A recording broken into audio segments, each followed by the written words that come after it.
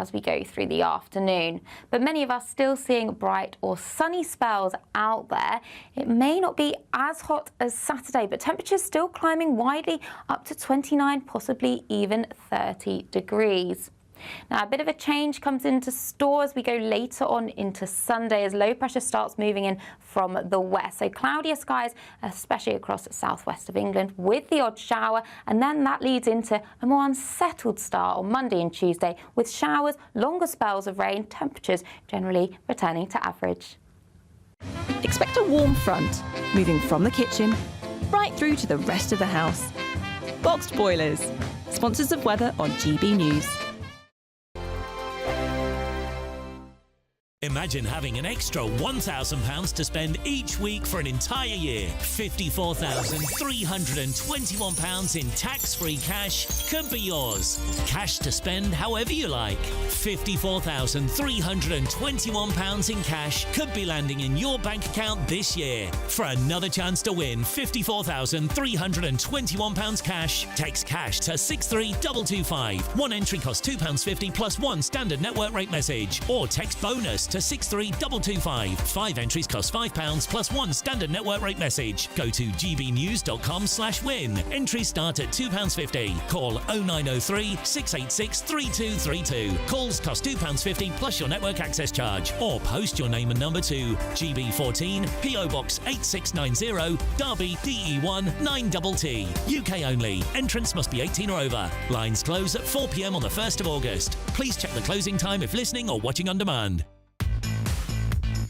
5 hosts, 5 opinions, 5 fearless debates, 5 unfiltered takes on the day's news. 5 reasons not to be anywhere else on Saturday night. This is the Saturday 5. You got me good there. Britain's biggest Saturday night TV show. It's not a bad brand. Yeah. Uncensored. Very, very racy tonight. On the unpredictable. What does she say? Can you translate it for us? And always entertaining. And how can a country go from being led by William Wallace Saturday nights from 6 p.m. only on GB News. The People's Channel. Britain's news channel. You're going to want to stay tuned, trust me. Westminster's full of talk, but out here, it's the real world. Am I allowed to talk then? No, that's it. This is where it matters, real people and real lives. That's what politics is all about. In fact, has Trump made a good start? No. Straight answers, no spin, and just a couple of pints. How many fingers have I got up? About 10. So join me for Lee Anderson's Real World every Friday at 7 p.m. only on GB News. The People's Channel, Britain's news channel.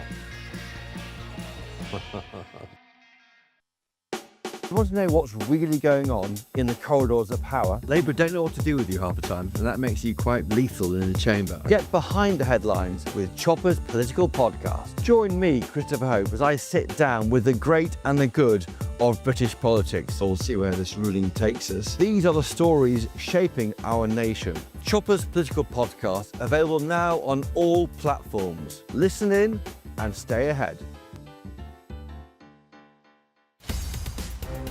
In the GB Newsroom, we bring you the news as it happens. With our team of dedicated journalists across the UK. We're ready to keep you up to date with what's happening every half an hour, every single day. Bulletins here on GB News. The People's Channel. Britain's news channel.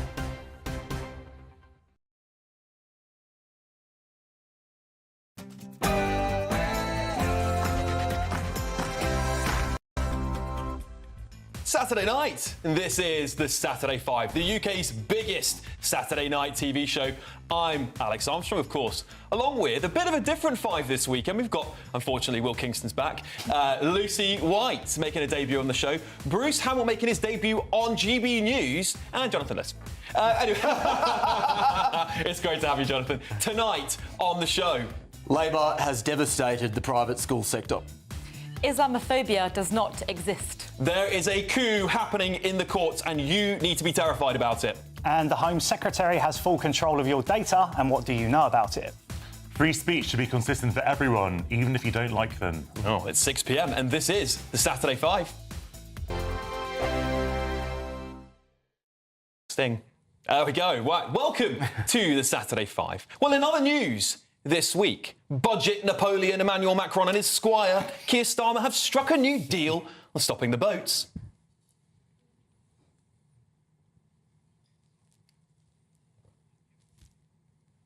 Yes, it's 17 in and 1 out. It comes as 1,200 migrants have crossed the channel since the deal has been struck. In honour of their new deal, rumours suggest France and the UK will pioneer a new Olympic sport. Mediterranean event is still underway. Team Libya is currently in the lead. A moving moment, but the journey is still long. And West Midlands Police are doubling down on tackling crime. Wahi Guru G. Ki Fateh. Good morning, Chief Constable Guildford. I'd like to wish all our officers and staff and the community my very best wishes for this coming Vaisakhi. Yeah. Well, meanwhile, weapon possession, their weapon possession rate is 178%, the national average.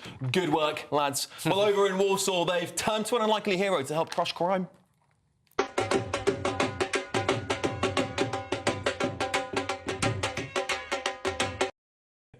It's been a few months since the government started nationalising the railways. I thought we would check in and see how it's going.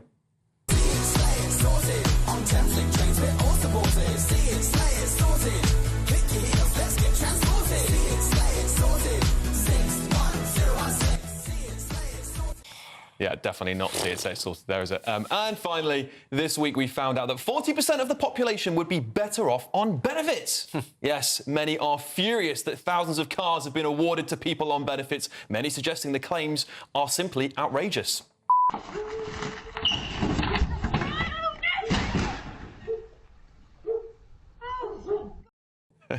Yeah, never had that happen before anyway. Well, since Angela Rayner has now been dropped by Unite Union, spurious rumours suggest she's been looking for ways to top up her income.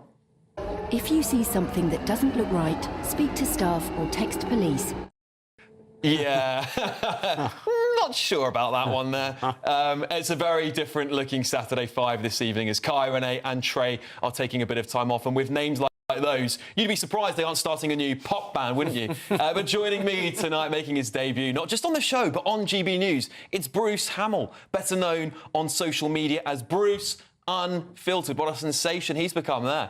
Will Kingston, everyone's favourite immigrant and self-proclaimed Liberal Democrat fanboy. Yes, he's back, trying to increase his chances for his next Hinge date. Lucy White is making her debut on the Saturday 5 tonight too, dubbed by artificial intelligence as a posh version of a pub rant. We'll expect sparks to fly. And Jonathan Liss is here.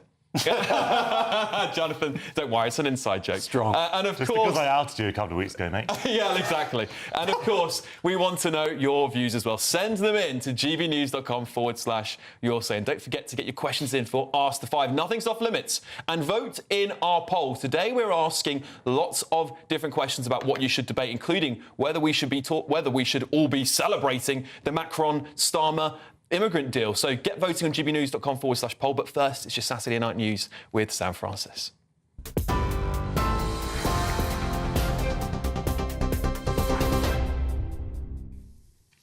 Alex, thank you, and a very good evening to you. Just after 6 o'clock, well, the top story, more than 40 people have been arrested at a protest in London today against the designation of Palestine Action as a terror group. Protesters holding signs reading, "I oppose genocide" and "I support Palestine Action" were arrested for offences under the Terrorism Act. Additional demonstrations took place today in Manchester and in Cardiff. The group's prescription follows £7 million of damage during an incident at RAF Brize Norton linked to the group Palestine Action. Donald Trump has revealed that the EU and Mexico are set to face a 30% tariff on imports to the US. He's also warned of even higher taxes if countries retaliate those tariffs, set to start on the 1st of August. His announcement came in letters posted to Truth Social, with similar letters sent to other countries too. The president has slammed the EU for its persistent trade deficits and says it's performing unfair practices, calling the relationship far from reciprocal. GB News can confirm that more than 1,200 migrants have crossed the Channel since the UK and France signed a new returns deal this week. This morning alone, at least 300 people were seen making the attempt, with a Border Force vessel landing in Dover carrying 68 on board. Maritime sources say hundreds more are still in the water this evening, most nearing UK shores. The deal this week was hailed by the Prime Minister as historic, but critics say it's too limited to act as a real deterrent. The Home Office insists it's part of a wider crackdown to dismantle smuggling gangs and secure Britain's borders.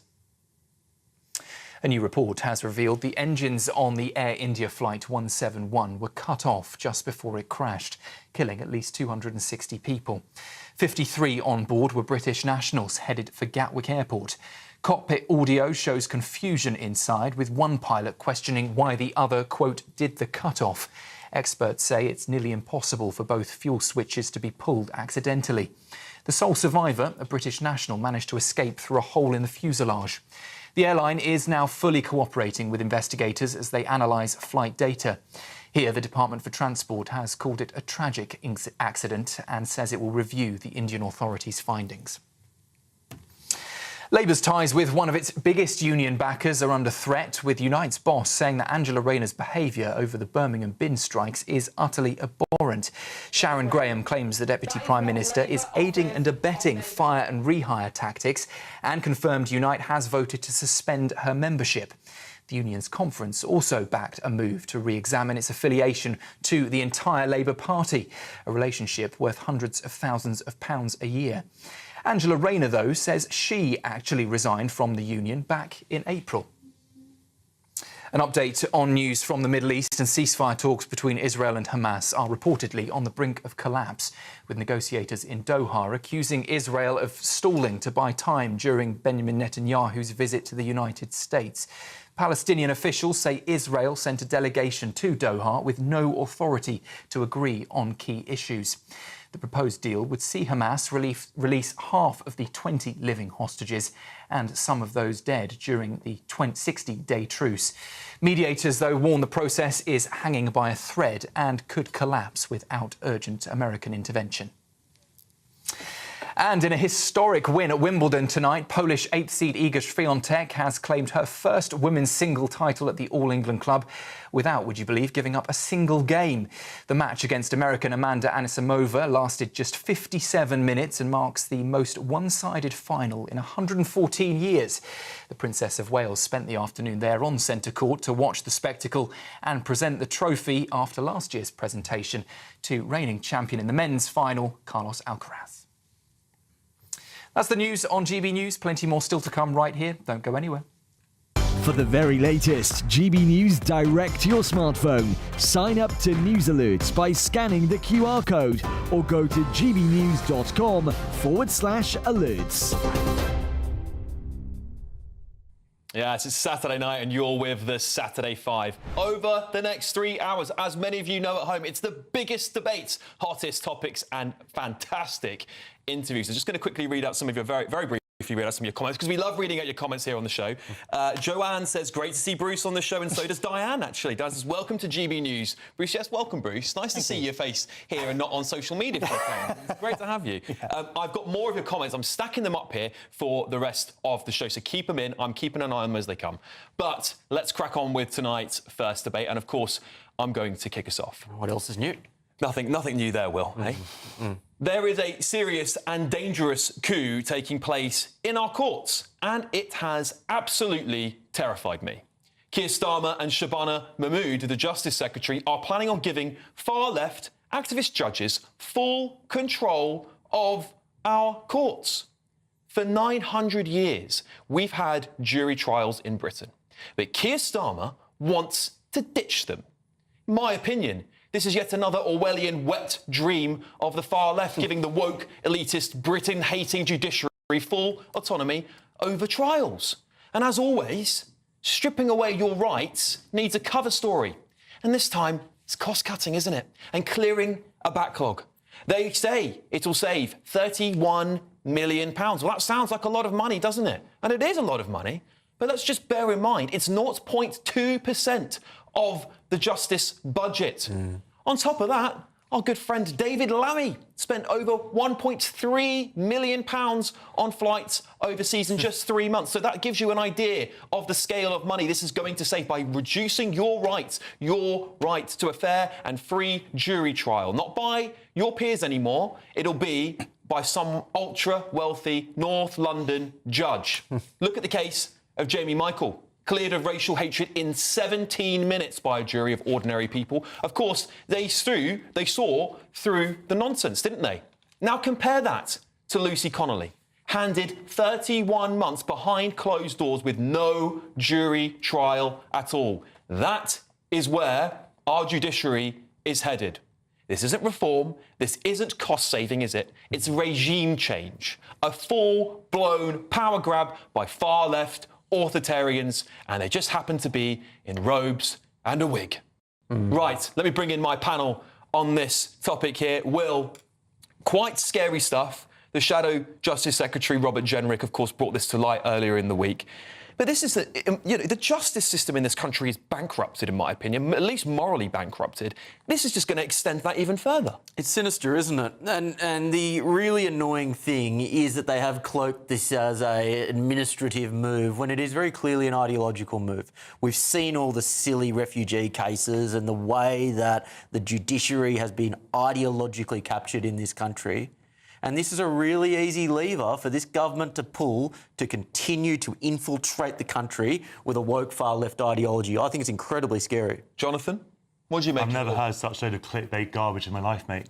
There we go. Absolutely rubbish. You're not terrified. Absolutely rubbish Okay, from start to finish. Look, the world is not a conspiracy. Not everything is a conspiracy. Some things are actually... Look, if you have a judicial system that is on its knees after 14 years of devastating cuts, where we had sort of dozens of courts closed, sort of people who are legal experts say that they've never seen such crisis in the judicial system and the prison system as well, it makes sense in a lot of cases to suspend jury cases, jury trials, where the cases are very, very complicated and are best understood by judges, such as in serious fraud cases, for example.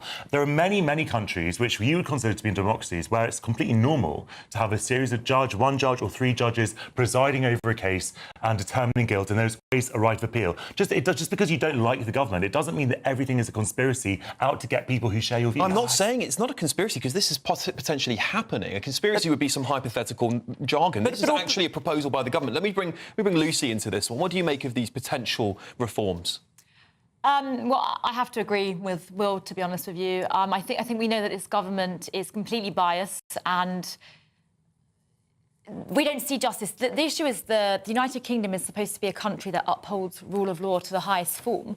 But I've just seen the rule of law degrade in so many levels. We're losing governance, we're losing accountability, and that's what I fear the most, is the loss of accountability. Before we go to Bruce, I want to pick up on what Jonathan said, because it is just so demonstrative of this kind of liberal elite worldview that the left now embodies, because basically he's saying, well, we can't really trust juries anymore, we can't trust the hoi polloi, we can't trust the everyday people, we need to trust the... Didn't say that at all. Yeah, you basically said, well, we need to have kind of the judges who are the ones who really understand these sorts of things, and we can't trust the everyday common man in the way that we have believed. I did not say that. I said that there are cases which are very, very complicated, which may be best served by a judge who is an expert in the field presiding over that case, because we also have a judicial system that's completely on its knees, completely underfunded, and there is a massive backlog of cases, people waiting years for their case to be held. It makes pragmatic sense. OK, Bruce, coming in to a ring of fire here, starting off with the baptism of fire, should I say. Look, I'm worried about this, and there is a precedent here. We have seen some, I think, horrendous overbearing sentences towards people like Lucy Connolly, which should never receive 30 months, and that happened because there was no jury. She pleaded guilty. That's the reason. She did plead guilty. But she pleaded not guilty. She should have had a jury. That's the thing. They are pressured into pleading guilty, and we see this endlessly. They're made promises. They're told that they'll get linear sentences. They then plead guilty, probably trying to get a better deal. And then we see the cases of Ricky Jones. We see the Manchester attackers. They plead not guilty. The case goes endlessly on for months and months and months. And it just seems to be, it's always one set of people that are pushed into make a guilty plea, and you'll. But they're not. They're having the book thrown at them. Lucy Connolly is a prime example of that. There's been another recent case, I think, of a gentleman who's been fast-tracked through court, again without any jury. It's what do you make of the sort of? I mean, my biggest problem is it seems that the court has been taken over by left-wing activists. Yes, that is my feeling. But Jonathan, you have to agree that it's a feeling. Yeah, it's a feeling. Facts don't care about your feelings, Alex. Well, maybe they don't. Maybe they don't. But I think the facts do support my feelings. They literally don't. If you have Britain-hating judiciary, it's such absolute well, it absolutely is. Hang on, let me hear from Bruce. It just goes back to what I said. You're seeing big cases. Essentially, what a small... Don't get me wrong. What Lucy Connolly did wasn't justified. Was it justified to fast-track her through to a 31-month sentence in prison when she could have just been given a tag, maybe a community order? She could have been given a fine. The harshness of that case is... It's unimaginable. She was jailed according to guidelines that already existed. It wasn't the judges. Jonathan, I've got to bring everyone... Lucy, because it says cases like that with Lucy Connolly scream to me that there's an agenda there. We want to make an example of something. Yes, exactly. And we've seen people like... There's a paedophiles being let off with house arrest. Right? There feels to me like there is an activist element of our judiciary. Do you agree with that sentiment? Well, I would say it's easier to maintain rule and order in society when someone is actually a respectable citizen. When you have, terrorists and paedophiles that walk the streets or grooming gang members, that there's more public revolt that could happen around that. So I do believe it's a way for them to suppress that potential revolution, or revolt in the public. Well, look, when you take the power away from fair jury, which has been here for 900 years, and you put it into the hands of a small group of people, they're going to get a power trip. It happens throughout human history. Anyway, look. Still plenty of time to grab your chance to win our biggest cash prize so far. It's £54,321. Here's how you can make it all yours. We're here at Down Hall in Essex to enjoy the finer things in life. And it's your chance to win £54,321 in cash. It's like having an extra £1,000 in your bank account each week for a whole year, which means that you'd be able to indulge in treats whenever you wanted to. That extra cash each week could send some of those day-to-day financial stresses packing this year to enable you to sit back, relax and do nothing. Make sure you don't miss out on our biggest cash giveaway to date. For another chance to win £54,321 text cash to 63225. One entry costs £2.50 plus one standard network rate message. Or text bonus to 63225. 5 entries cost £5 plus one standard network rate message. Go to gbnews.com/win. Entries start at £2.50. Call 0903 686 3232. Calls cost £2.50 plus your network access charge. Or post your name and number to GB14 PO Box 8690 Derby DE1 9TT. UK only. Entrance must be 18 or over. Lines close at 4 p.m. on the 1st of August. Please check the closing time if listening or watching on demand. Good luck.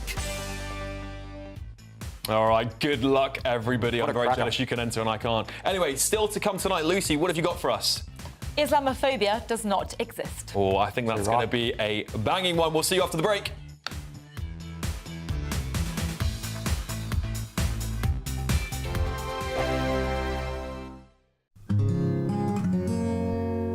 At GB News, we are proud to stand for you, for the Britain you love, for the communities you live in. That's what makes us the fearless champions of Britain. Its voices and its values. Because we, at GB News, the People's Channel, Britain's news channel. GB News Breakfast, every day from 6 a.m. Vegetarians now have a greater desire to wield power more than their meat-eating counterparts. I mean, you like a sausage, don't you, Biggins? I like a sausage, but I have gone off meat per se, funnily enough, as I'm getting older. I think there are, it takes a lot of eating a piece of meat, if you pardon the expression. And the older you get, the more you find that it takes a lot of meat. Yeah, exactly. Yeah. I must admit, I have more of a conscience about eating meat as I get older. Yeah. And that's a fondness of animals brings that. And if you ever go on Instagram and you look at cows and horses and pigs, they're wonderful they're all affectionate and know, incredible. Gorgeous. Yeah. And there we are, putting it into our mouths and eating it. What do you think about the move to enforce vegetarianism on people, though? Because especially in schools and some universities, there's this trend for Meat-Free Monday, where there's this enforced absence of meat on children. I think it's ridiculous. Let kids do what they want, to be honest with. Within reason, obviously, a healthy diet, da-da-da-da-da. but no, I think, you know, I don't eat meat, the husband eats meat. It's not an issue. Eat what you want. But I think the fact that they're trying to force this into schools, look, let kids experiment, give them a vegetarian option. Yes, let yeah, them I know see schools do that. Just options. It has just become political, and also there's a lot of misinformation out there. So I know children are often told that eating meat is terrible for the environment, but importing avocados thousands of miles is also terrible for the environment. But also, I mean, a lot of vegetarian meals, certainly processed vegetarian meals, have got a load of salt and fat and sugar in them, so they're actually worse for you than eating a lean piece of meat. I think the tide is turning now, because the new trend amongst young people, particularly young men, is protein. Chicken, breasts, tuna. That's the new trend, to get as much protein in them as possible. It's very difficult to do when you're vegetarian. GB News, the People's Channel. Mornings don't have to be tiresome, especially if you have the right company. Wake up to news as it happens, opinion and debate, and of course, a little bit of entertainment too. Because when the kettle's on, we're on. That's Breakfast on GB News, a show worth waking up for. Every morning from 6 a.m. Only on the People's Channel, Britain's news channel. We'll spread the news, you spread the word.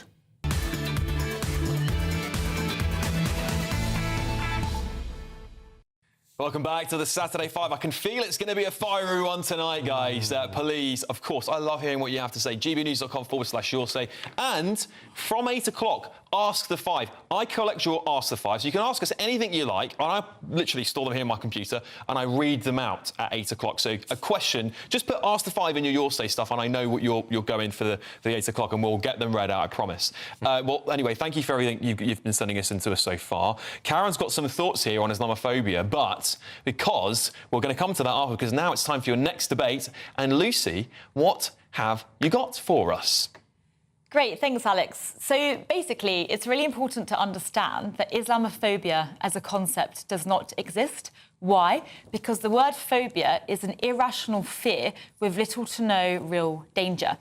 But as we have seen, there have been a number of Islamist terrorist attacks. We have the 7/7 attacks. We had Sir David Amess, who was murdered by Ali Harbi Ali.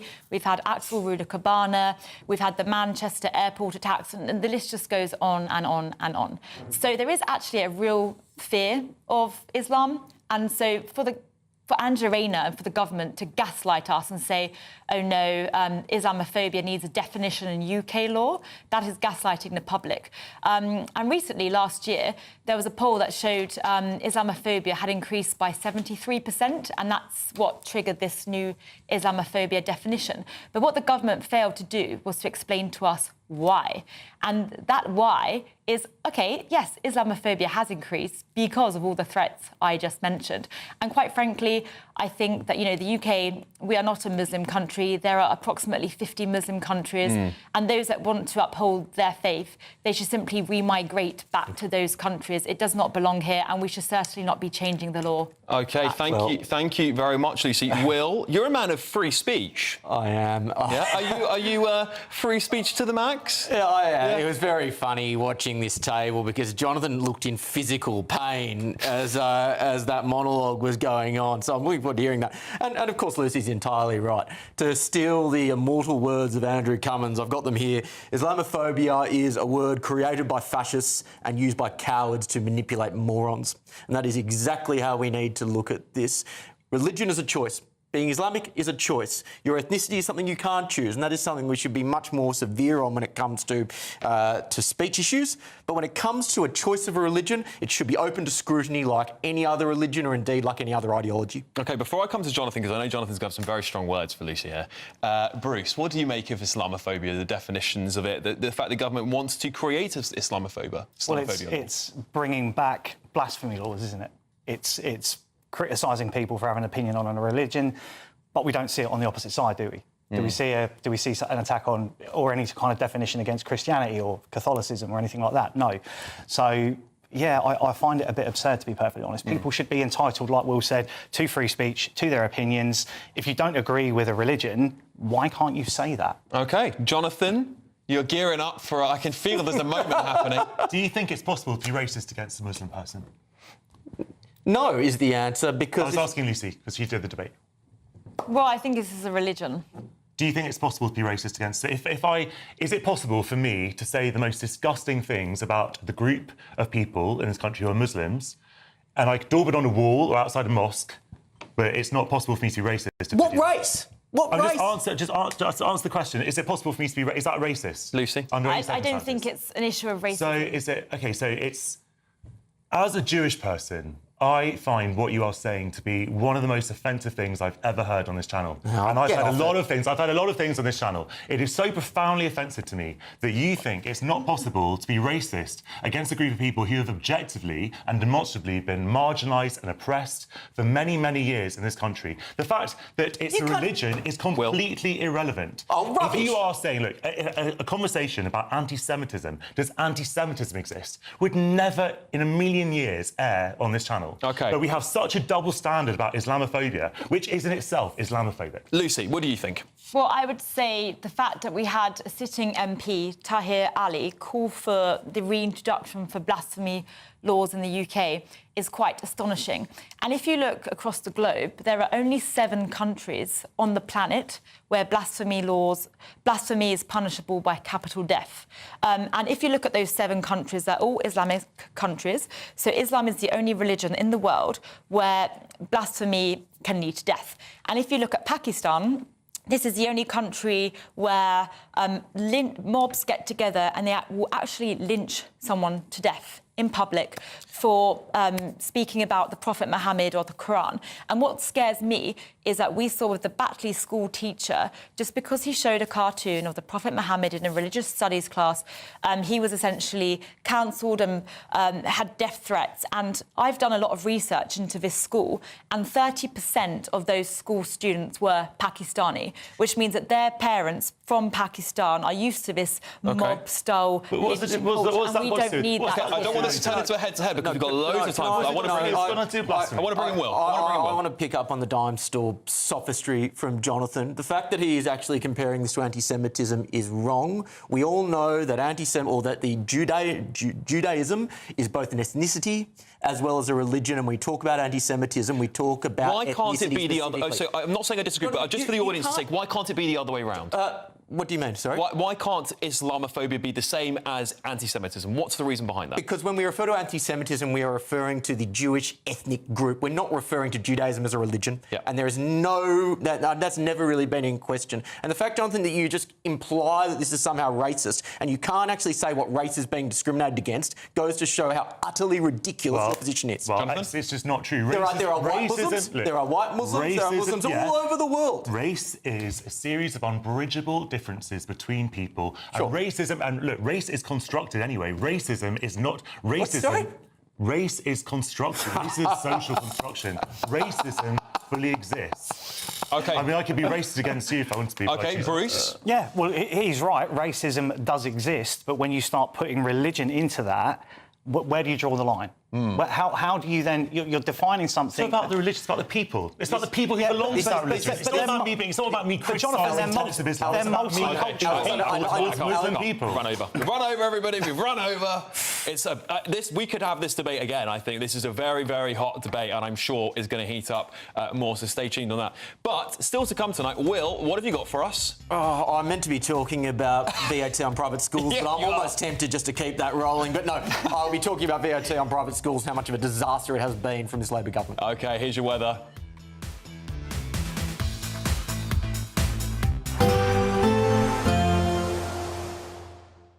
Ready to soak up that holiday sunshine? Won't we need some cover? No worries. All sorted. All Clear Travel Insurance sponsors GB News Travel Destinations Forecast. It's hot and sunny for the Greek islands at the moment, and plenty of hot sunshine in southern parts of Spain and Portugal too. But for northern Spain and northern Portugal, a bit more cloud coming in off the Atlantic and some outbreaks of rain possible here. Small chance of a shower in Catalonia as well, but some heavy showers likely over Italy, particularly affecting Rome. There's that sunshine in Greece, which will continue into next week, and the showers in Rome should clear away, and temperatures will be rising here into next week too. All Clear Travel Insurance sponsors GB News Travel Destinations Forecast. Good afternoon and welcome to your GB News weather update from the Met Office. Well, it's going to be a very hot weekend to come with strong summer sunshine out there, but always some low cloud just lingering in the east. So a ridge of higher pressure is extending across the UK, keeping things settled with low pressures out towards the east and west. So plenty of late evening sunshine out there for many of us. The odd shower maybe across the far west of Northern Ireland, but otherwise later we'll see the return of this low cloud from the North Sea push its way further inland. So cloudier skies expected more widely, especially across the southeast, but a warm night to come. Temperatures not dropping far below 16 or even 18 or 19 degrees. So that leads to a warm start to Sunday, a bit more cloud in the forecast, and that cloud will just linger across coastal areas as we start Sunday morning. Best of the sunshine across western Scotland to start. Northern Ireland, fine, dry. Plenty of wall-to-wall sunshine, and likewise for the majority of Wales and the southwest of England, but cloudier skies across eastern areas to start Sunday morning. So as we go through Sunday, like I said, there will be a bit more cloud in the forecast compared to Saturday. We may even see some showers just bubbling up across northern parts of England, perhaps even parts of Wales as we go through the afternoon. But many of us still seeing bright or sunny spells out there. It may not be as hot as Saturday, but temperatures still climbing widely up to 29, possibly even 30 degrees. Now, a bit of a change comes into store as we go later on into Sunday as low pressure starts moving in from the west. So cloudier skies, especially across the southwest of England with the odd shower. And then that leads into a more unsettled start on Monday and Tuesday with showers, longer spells of rain, temperatures generally returning to average. In the GB Newsroom, we bring you the news as it happens. With our team of dedicated journalists across the UK, we're ready to keep you up to date with what's happening every half an hour, every single day. Bulletins here on GB News, the People's Channel, Britain's news channel. This is Britain's Newsroom, where your voice matters. It's just astonishing. With expert analysis and honest opinion, we don't just keep you informed. We bring you unique perspectives you won't see anywhere else. Can't argue with any of that. When the news happens, it happens here. On Britain's Newsroom, weekdays from 9:30 a.m. Only on GB News. Join me, Nana Okoye, for an informative, interactive news programme with a difference. It's fun. No, he didn't say that, though. I'm so surprised. I think there's an element of truth to that. Join me from 3 p.m. every weekend, only on GB News, Britain's news channel.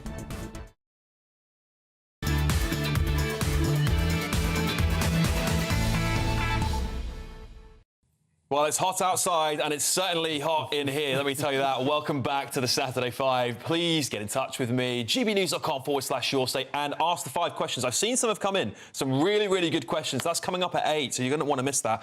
Anything, ask us anything. Let me just read a couple here. Freddie says, Islam is not a race, Muslims are not a race, it is a religion.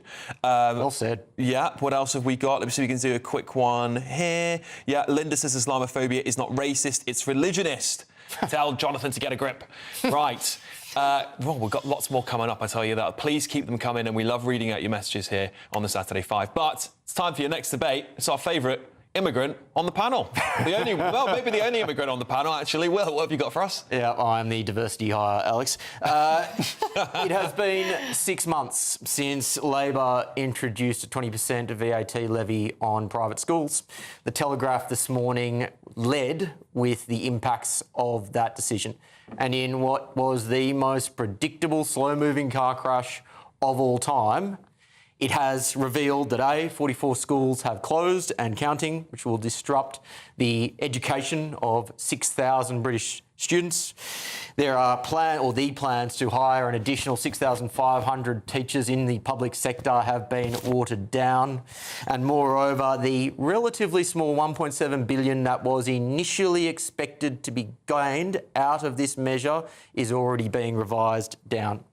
This was, of course, entirely predictable. And I was speaking to Alex before we went on. I was saying, mate, what's the insight here? What's the kind of fresh angle? Because We know that class warfare is central to the heart of this government. Indeed, it is central to the heart of most left-wing governments around the world. That is nothing new. We know that this government now has a track record of being incompetent. That is nothing new.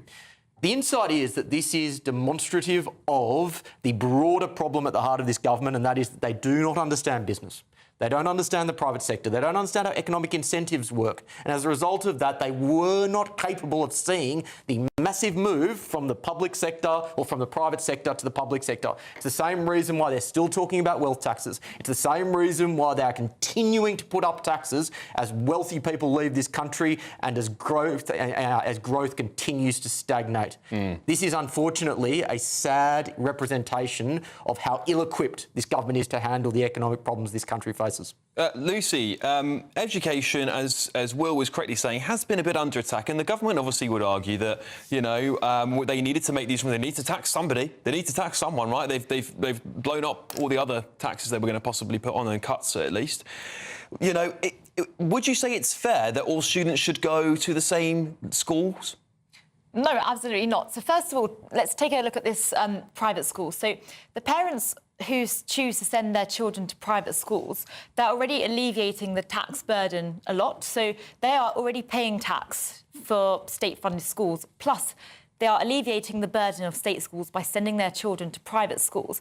And what you've now done is by the closure of these private schools, you're now putting more pressure onto public schools, because these 44 schools, I presume, would have to be now filtered into public schools. So it creates even more public pressure. Yeah, Bruce, you got kids?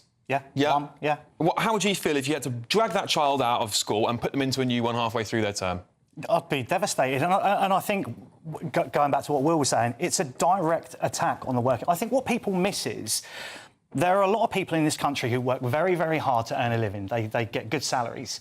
Not necessarily top of the tree, but they work really hard to give their kids a better education. And these aren't people that are earning hundreds and hundreds of thousands of pounds a year. We could be talking 50, 60, 70 grand, which is quite high compared to other people. But they're working hard to put their kids into a private education, and they've just been absolutely slammed by this government. I think it's just a direct attack on the middle class. I think it's trying to push them down further and make it elitist. So schools don't have to pass that on to parents. Schools could have absorbed that themselves. They weren't obliged to raise fees. But inevitably, that's how taxation works, isn't it? It always trickles down in the end. Do you think? I mean, but I think you could argue that Rachel Reeves would have known that parents this would have trickled down. I'm not saying it's necessarily always true, but trickle down knew. Economics never works, Alex. Yeah. Well, it clearly didn't in this case either.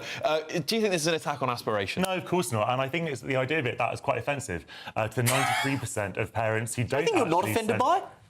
Carry on. The 93% of parents who don't send their children to private school, it suggests that they're somehow not working hard enough or don't love their kids enough. I think it's a nonsense argument. Would you get rid of all private schools?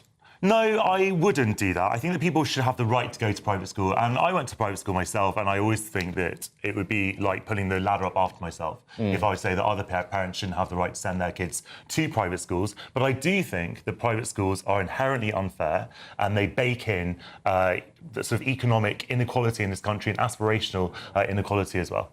Well? The central issue is that not every private school is Eton.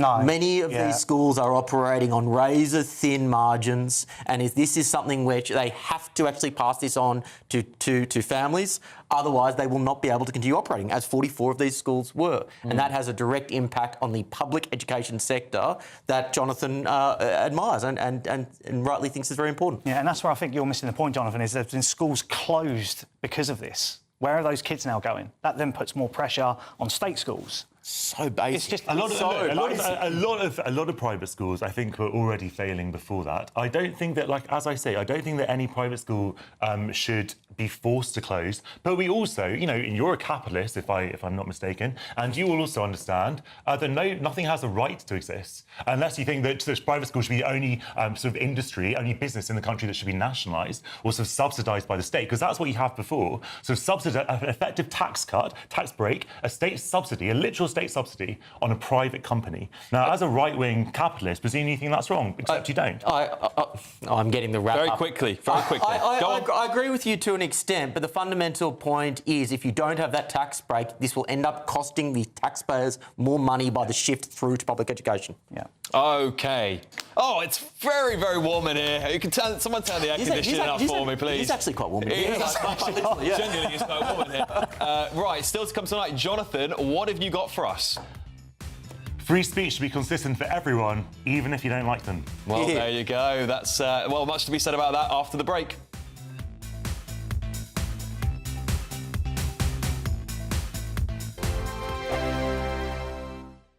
Welcome back to Britain's Newsroom with Andrew and Beth. Hello everyone, Patrick Christie is here. I'm Michelle Duke, Britain's News Channel. Access the stories that matter to you. Take the GB News family with you on any device. And as long as you have an internet connection, tune in to GB News anywhere on the planet or beyond. GB News, the People's Channel, Britain's news channel.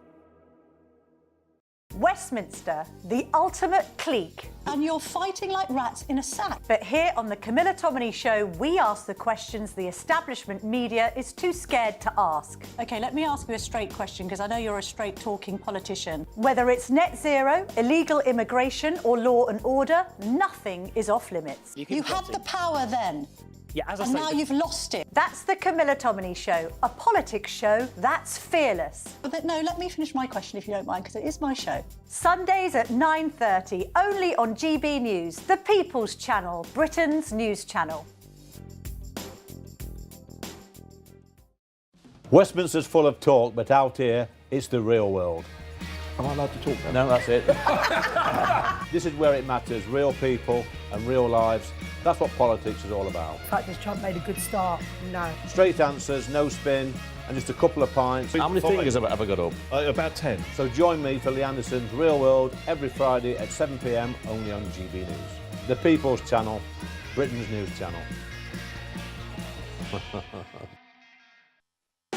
You want to know what's really going on in the corridors of power? Labour don't know what to do with you half the time, and that makes you quite lethal in the chamber. Get behind the headlines with Chopper's Political Podcast. Join me, Christopher Hope, as I sit down with the great and the good of British politics. We'll see where this ruling takes us. These are the stories shaping our nation. Chopper's Political Podcast, available now on all platforms. Listen in and stay ahead. It's Patrick Christie's Tonight, and here we do things differently. It's explaining the absolute madness of this, doesn't it? It's explosive. I mean, this is very good. It's lively. 850. Your government sat there, Sean, and it did nothing. It's controversial. And the Middle East has been in turmoil since before I was born. It's everything you need to kickstart your evening. Everyone's had their Weetabix tonight. I love to see it. That's Patrick Christie's Tonight, weeknights from 9 p.m. Only on GB News, the People's Channel, Britain's news channel. At GB News, we love to hear from you, our loyal community. So drop us a line at gbnews.com/yoursay. There you can talk to each other and also to the presenters live on air. gbnews.com/yoursay, because GB News is your channel, Britain's news channel.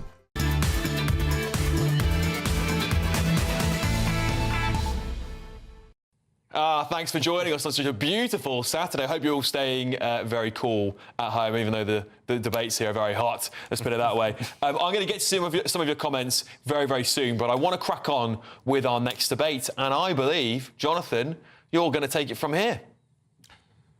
Today, 41 people were arrested for expressing support for a prescribed organisation under the 2000 Terrorism Act. Expressing support that organisation can land you in prison for up to 14 years. The name of this group, Palestine Action. Now, you don't need to like Palestine Action. You don't need to support their cause, their members, or their approach.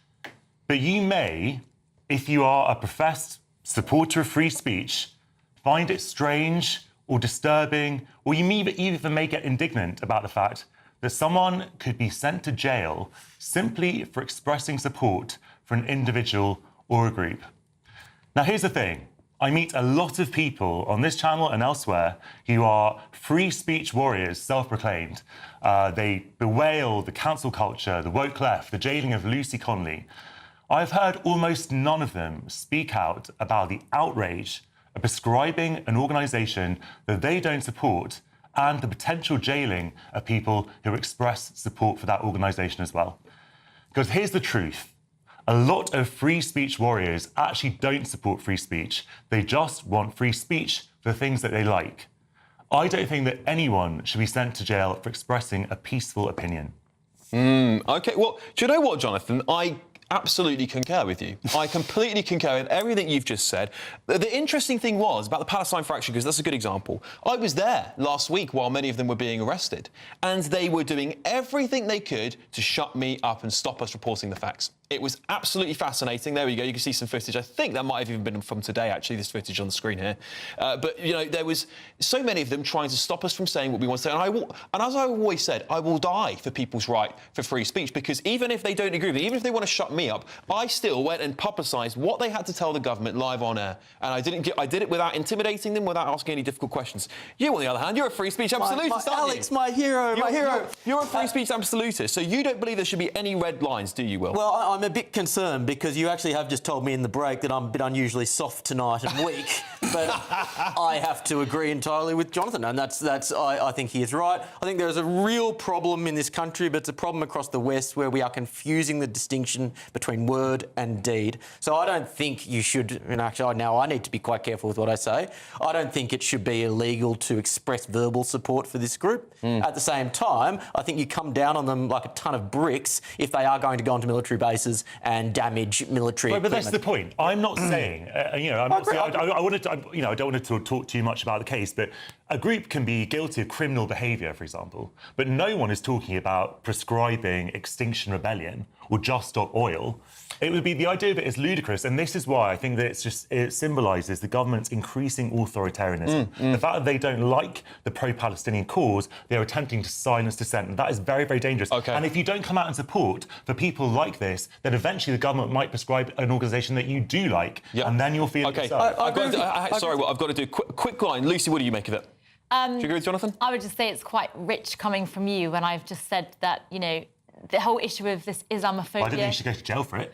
The whole issue of the Islamophobia is that, like, people speaking out against the Pakistani grooming gangs, under that new definition, maybe they're not allowed to talk about it anymore. Okay. But we need free speech. Sorry, I've got long. Bruce? Absolutely, we need free speech, and I can't believe I'm going to say it. I do actually agree with him a little bit.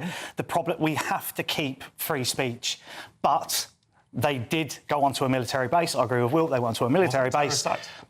But it could have been. It wasn't. But it could have been. If my grandmother had wheels, she'd be a bike, you know. Very good. Oh, that's a good one. I like that. OK, look, talking of free speech, Bruce, what have you got for our audience tonight? So, the Home Secretary has full control of your data. And what do you actually know about it? So basically, back in October 2024, the government put a bill into Parliament. It actually went through the Lords with Baroness Jones and Peter Kyle. This is a bill that fundamentally changes data, how it's accessed and who has access to it in the United Kingdom, and it's being centralised under digital control.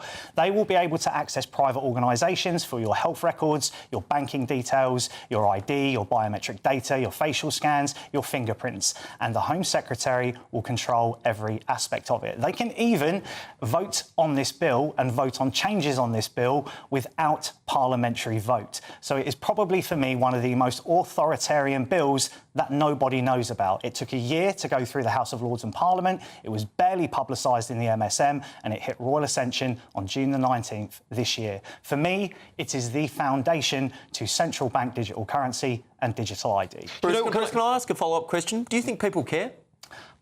No.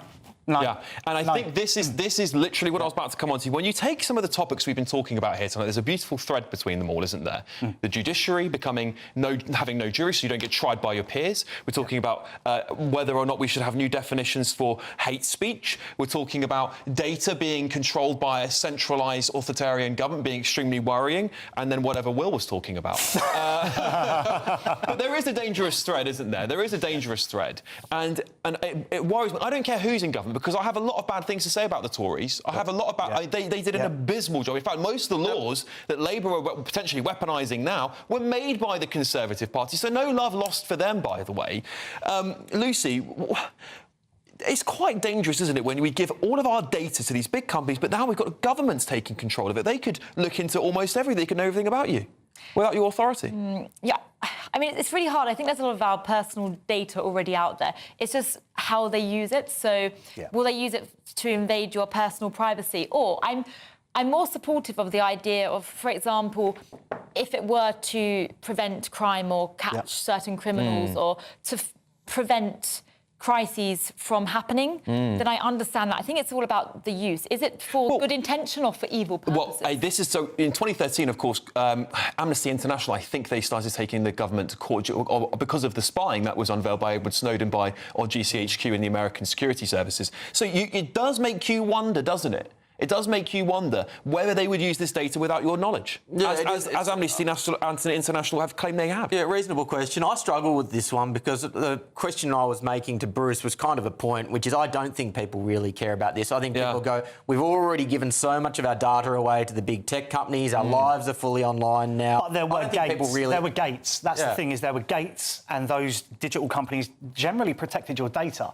What this bill does is gives the government access to that. They can then centralise it and create a digital portfolio. One thing, I'll agree with you on one thing, which is that the government does have authoritarian tendencies. But I think if you look at what's happened in the last couple of years, such as the Conservatives introducing mandatory voter ID for a problem that didn't exist, which is basically trying to gerrymander, which is completely outrageous. So now you've got... They backfired on them massively. Right, but what you have, basically, is an expectation that we all have ID, but without any form of ID card. And so we come back to the arguments that we were having 20 years ago about ID cards, which you had a kind of a coalition of people on the left and the right over that particular issue. But it now seems as though we should have some kind of national ID just to access services. But I do take your point that the government can weaponise and manipulate data, and there do have to be safeguards in place to stop that happening. I think it's an invisible digital prison. It could be turned into a digital prison. It's the fact that there's so much power centralised around someone like the Home Secretary, who is a politician. Who's a politician. And they may not be your cup of tea. And if they can write legislation and there's a massive majority in Parliament, well, you haven't got a say in it. And there's no one to stop them. It is terrifying to me.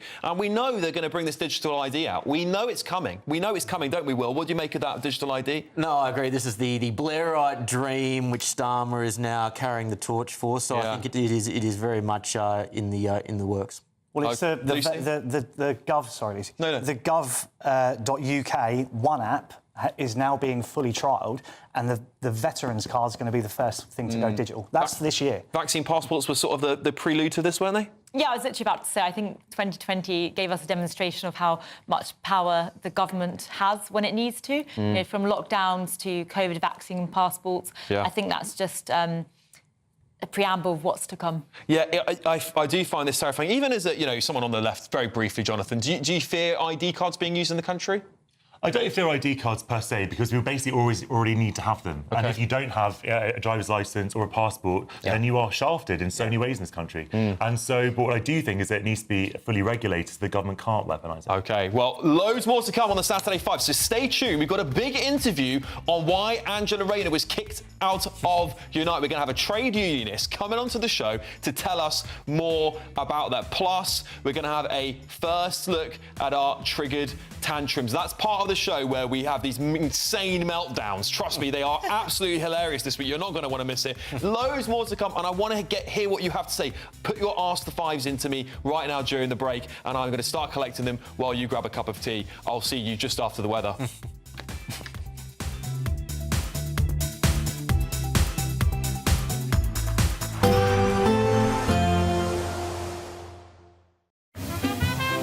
Heavy showers first thing will be followed by a warm, cosy day.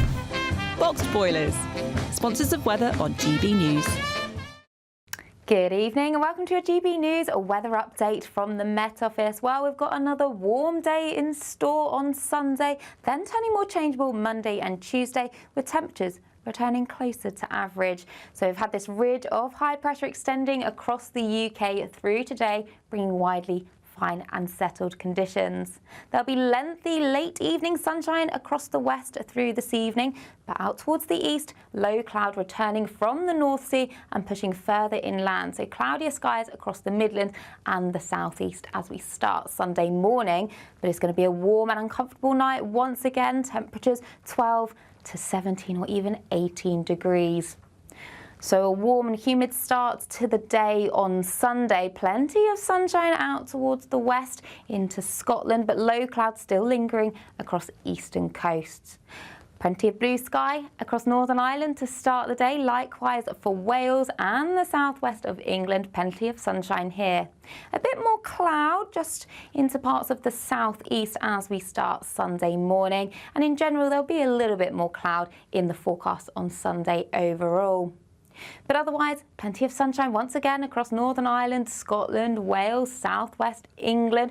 A few showers may just bubble up into Wales and some parts of England as we go into the afternoon. But for many, it's fine, it's dry and it is warm once again. Perhaps not quite as hot as what we've seen on Saturday. So as we go through Monday, that's when we see a change. So low pressure becoming more dominant with showery outbreaks of rain spreading in from the west and moving its way north and eastward. So some heavy downpours for northern parts of England and into Scotland where it could turn thundery. Showery again on Tuesday, then a mixed picture on Wednesday. Temperatures generally feeling a little bit closer to average. Bye-bye. Heavy showers first thing will be followed by a warm, cosy day. Boxed boilers, sponsors of weather on GB News. £54,321 cash could be yours. Cash that you could spend however you like. It's like having an extra £1,000 each week for a whole year to play with. Someone is guaranteed to win this amazing amount of cash. So make sure that someone could be you. For another chance to win £54,321 cash, text cash to 63225. One entry costs £2.50 plus one standard network rate message. Or text bonus to 63225. 5 entries cost £5 plus one standard network rate message. Go to gbnews.com/win. Entries start at £2.50. Call 0903 686 3232. Calls cost £2.50 plus your network access charge. Or post your name and number to GB14 PO Box 8690 Derby DE1 9TT. UK only. Entrance must be 18 or over. Lines close at 4 p.m. on the 1st of August. Please check the closing time if listening or watching on demand. Good Afternoon Britain isn't just about us. The wonderful thing about this programme is it's about everyone watching. It's an interactive programme. Well, there absolutely is something to see here, and we're going to be talking about it more. Whether it's breaking royal news, please bring us up to date. Or indeed a particularly punchy speech in the House of Commons. Very, very curious. We bring it to you live, and then we bring you live reaction as well. That's Good Afternoon Britain, weekdays from midday. Only on GB News, the People's Channel, Britain's news channel. In the GB Newsroom, we bring you the news as it happens. With our team of dedicated journalists across the UK, we're ready to keep you up to date with what's happening every half an hour, every single day. Bulletins here on GB News, the People's Channel, Britain's news channel. Mornings don't have to be tiresome, especially if you have the right company. Wake up to news as it happens, opinion and debate, and of course, a little bit of entertainment too. Because when the kettle's on, we're on. That's Breakfast on GB News, a show worth waking up for. Every morning from 6 a.m. Only on the People's Channel, Britain's news channel. We'll spread the news, you spread the word. This is Britain's Newsroom, where your voice matters. It's just astonishing. With expert analysis and honest opinion, we don't just keep you informed. We bring you unique perspectives you won't see anywhere else. Can't argue with any of that. When the news happens, it happens here. On Britain's Newsroom, weekdays from 9:30 a.m. Only on GB News. Join me, Nana Akwe, for an informative, interactive news programme with a difference It's fun. No, you didn't say that, Dave. I'm so surprised. I think there's an element of truth to that. Join me from 3 p.m. every weekend, only on GB News, Britain's news channel.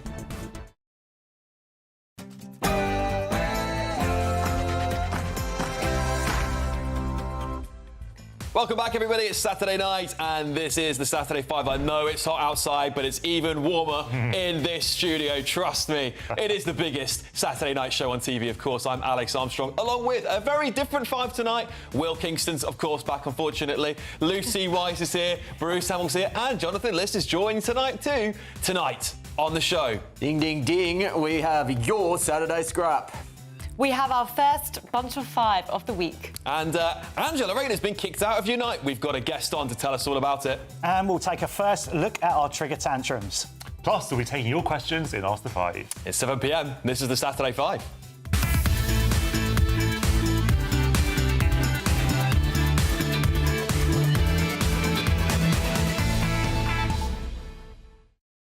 Yes, welcome to the Saturday 5. Brace yourselves tonight, everybody, because there are strong opinions. We've got triggered tantrums, the biggest meltdowns on the internet. And of course, I love hearing what you have to say. I read out more comments than any other presenter on this channel. Anyone prove me wrong, right? So send them in to gbnews.com/your say, and I'll challenge anyone to say I don't read them out. But of course, Ask the 5's coming up at 8 o'clock. And what I do is I take your comments from here on your say, and I put them to one side for 8 p.m. So put something in, Ask the 5, and I'm going to read them out at 8 p.m. You can ask us anything. And of course, well, almost anything. Okay? Well, keep it safe, all right? Keep it safe, all right? Because I have to read it out on telly, everyone. Right, this hour, big stuff happening. We've got a massive interview as Deputy Prime Minister Angela Rayner has apparently had her membership of the Unite Union suspended following her comments on the Birmingham bin strike. Or has she? We'll try and get to the bottom of all of that. And coming up next, our Saturday Scrap. Has Sir Keir Starmer's migrant deal failed before it even comes into effect? That is what we're going to be talking about. That's what you voted for at home. But before we start tearing each other apart, Saturday Night News with Sam Francis.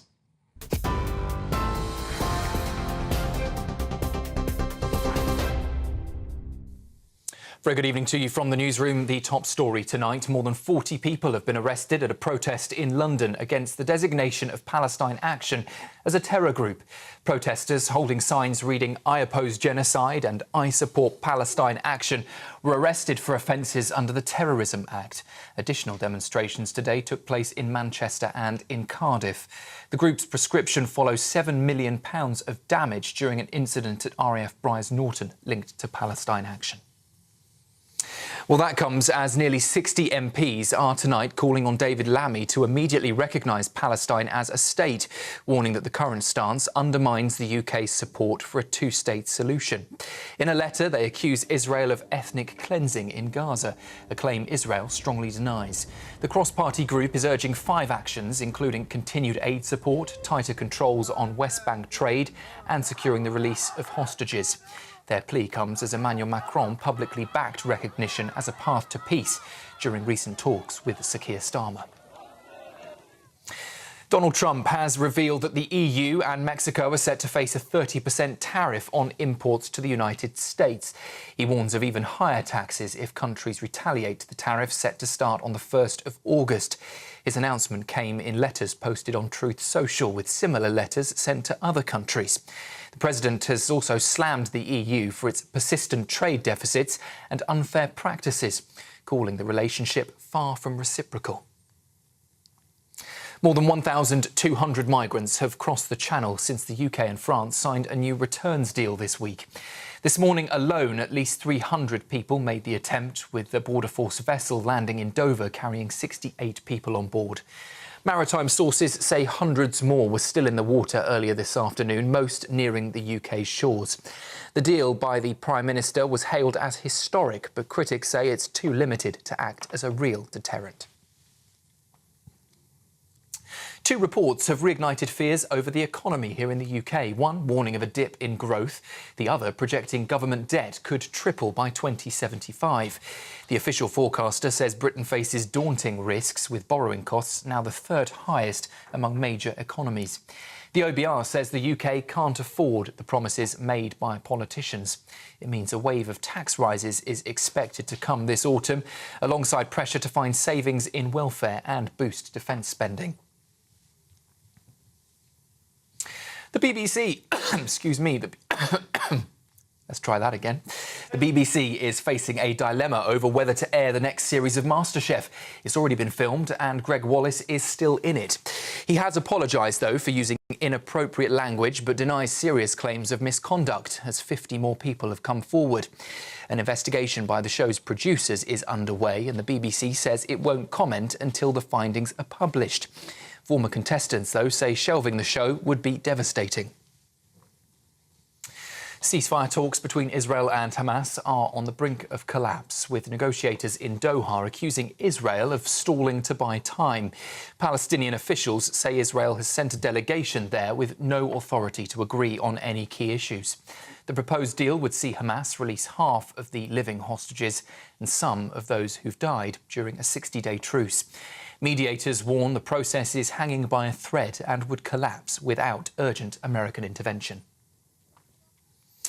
And Iga Swiatek has blasted into Wimbledon history, slamming Amanda Anisimova in straight sets in just 57 minutes. The 24-year-old's so-called double bagel, never heard of that one, is the first in a Wimbledon final since 1911 and the only second ever in a Grand Slam final.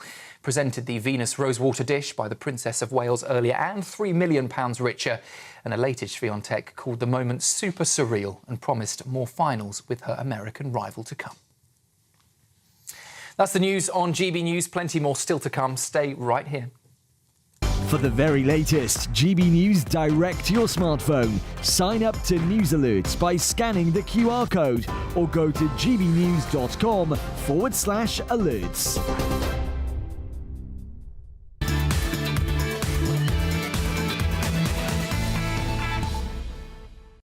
Hello, welcome back to the Saturday 5. I've just got Sam Francis a cough mint there. He's doing much better. I'm Alex Armstrong. I can promise you're in for a lively show tonight. It's a newish panel.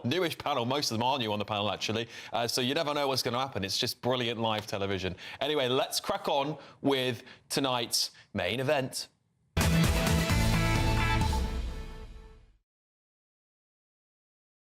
It's the Saturday scrap. It's my favourite part of the show because two of the panel are going head-to-head on tonight's main event. I don't want to be cynical, Alex, but you literally say every segment is your favourite segment. Well, look, I am the host of the show. Well, it's my child. Does every piece of homework a child do? Is it a favourite piece of homework? Of course it is. Noted. Right, noted, exactly. Earlier this week, the Prime Minister hailed his one-in, one-out migrant deal with budget Napoleon Emmanuel Macron, and he called it a huge success. Well, under the scheme, Britain will detain migrants and send them back to France in return for taking a similar number of asylum seekers from France. Wow, that's exactly what everyone wanted. However, one of Britain's leading migration experts has said that people smugglers are likely to divert migrants to more clandestine channel routes, such as lorries and yachts. Yachts! Ooh, believe that one when I see it. Whilst it also emerged that France will be given time to decide whether it wants to accept or veto migrants based on the grounds of potential criminality, asylum status, or nationality. So, has the scheme failed before it's even begun? The two going head-to-head tonight is the newcomer, Bruce Hamill, and Jonathan Liss. Jonathan, would you like to take it away? What do you think of the deal? I don't think that it's going to work for a start. And I don't think that it is probably going to be legally sound in lots of ways. But you have an idea right now where we are treating migrants as kind of pawns in a bigger political game. And people are not looking at the key issue of it, which is that people are going to want to come here. They always have wanted to come here. They always will want to come here. Well, while we remain, have a decent-ish economy at least. And so what you have to do is manage that and establish what the rules are going to be and how we determine whether people have a right to be here. Just saying that you're going to stop any routes for them to come here is not feasible, because we know when you do that, people just find new ways of coming here. So what the best way to solve this problem is to admit that it is going to happen whether we like it or not. We can either make it as safe as possible for people to try and claim asylum in this country, or just to accept that we're going to pour millions and millions of pounds into the hands of some of the worst criminals on the planet, the people smuggling gangs, and allow them to have a monopoly on channel crossings. So, look, you have what is now a scheme designed to save face for Keir Starmer, a one in, one out. It's not clear how those people will be determined about who's going to go over the channel, and who the people are going to be that the Labour government accepts the other way. Why wouldn't they have claimed asylum here already if they want to come here? So those details are yet to be hashed out. I imagine that it will be subject to numerous sort of legal challenges. I completely agree with that. But it's really not looking at the key issue, which is that people are going to want to claim asylum. Asylum is a human right. The right to claim asylum is a human right. Not saying that all asylum seekers should be granted that, but it is a right to be able to claim asylum. It's enshrined in international law. OK, over to you, Bruce. I think the problem is they've basically enshrined this policy in a groundbreaking policy, which it's not. One in, one out has been something you do in restaurants and nightclubs, where it technically means we're full up, so it's one in, one out. We don't keep pumping more people in. They've dressed this up like it's a solution to migration or to the illegal migration problem, and it's not. We're exactly like you said. We're getting 50 people come in, one goes back to France, then another one gets somehow under no one even knows what it is, as Labour are very good at doing, coming back into the country. What are they coming in as? Are they legal? Are they now able to claim universal credit? Are they now going on the housing list? It's just so... There's no details, and they're announcing this in a massive speech on a podium, two heads of state, groundbreaking policy, and anyone with a brain in their head can see that it's nonsense. I mean, look, I actually, funnily enough, even though we completely disagree on the root of this problem, how much of a crisis it is, about the rights of people to claim asylum in this country, etc., I think we agree on this particular policy, which is a PR stunt, if you like, that's not going to solve the problem as it stands, and is there to generate some positive headlines for Keir Starmer and his increasingly anti-migration government. We remember that speech that he made a couple of weeks ago about an island of strangers, for which he actually apologised afterwards. So I think that we just need to, and I say this often on this channel, we need to take a step back and acknowledge that the crisis that we have, whether or not you think it's a crisis, is not being solved. And what you can do is you can play whack-a-mole with people smuggling gangs. It's not going to solve the problem at its heart. Okay. What you need to have is a safe and legal and humane asylum system, and also have an agreement with France where you can actually process people's asylum claims in France. OK, I want to bring in the rest of the panel on this, because it's a hot topic of the week. It's the biggest news, the biggest political news, because, of course, we rolled out the red carpet for little Napoleon, didn't we? We rolled it out and we said, we'll have a state visit. We've got our royal family, who half of them are sick with cancer. We brought them out. We got Princess Catherine out. So also he could look... I don't know if you saw that horrible wink he gave Catherine. Oh, maybe it felt a bit... Oh, it's absolutely dreadful.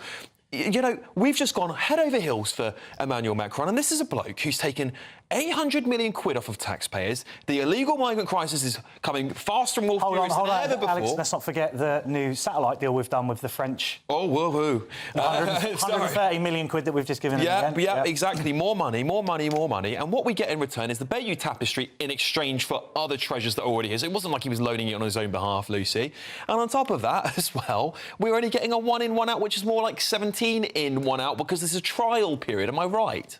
Well, I have two key points here. The first one is, having done a bit of research, it appears that only 50 people per week will be sent back. Correct. And on average, per week, there's currently 850 illegal migrants coming to the country. So you'll still have 800 illegal migrants here and 50 going out. The second point is, we don't want one in, one out. We want 3 million out, 0 in. 3 million? Who are the 3 million? Well, hang on. And the third point is this issue that we need to look into remigration. We need to send not send the illegal migrants to France, but they need to go back to their home countries. One of the key reasons why is due to brain drain. I've lived in a lot of countries across the world, including parts of Africa, and it is a real big brain drain. When you see an African doctor or nurse or engineer, etc., you are taking away from their home countries. So the more people that come to our country and stay here, they gain skills, but the issue is they then settle here.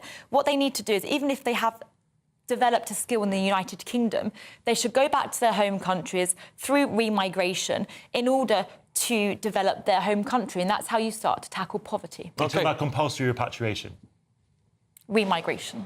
Is that compulsory repatriation? I think that anyone that comes here illegally, they should be sent back to their home countries. OK, Will? I want to pick up on the mistaken notion that Jonathan made in that debate that said that this is somehow an intractable problem, that, well, people are always going to want to come here, and as a result of that, we just need to make it as safe as humanly possible. I don't want to do the whole Australian thing again, but Australia did solve this problem. There are some differences between Australia and the UK, I concede that, but the fundamental principle that if you create an effective deterrent, you can stop this problem. It is by no means a problem that cannot be solved. Right. Yeah.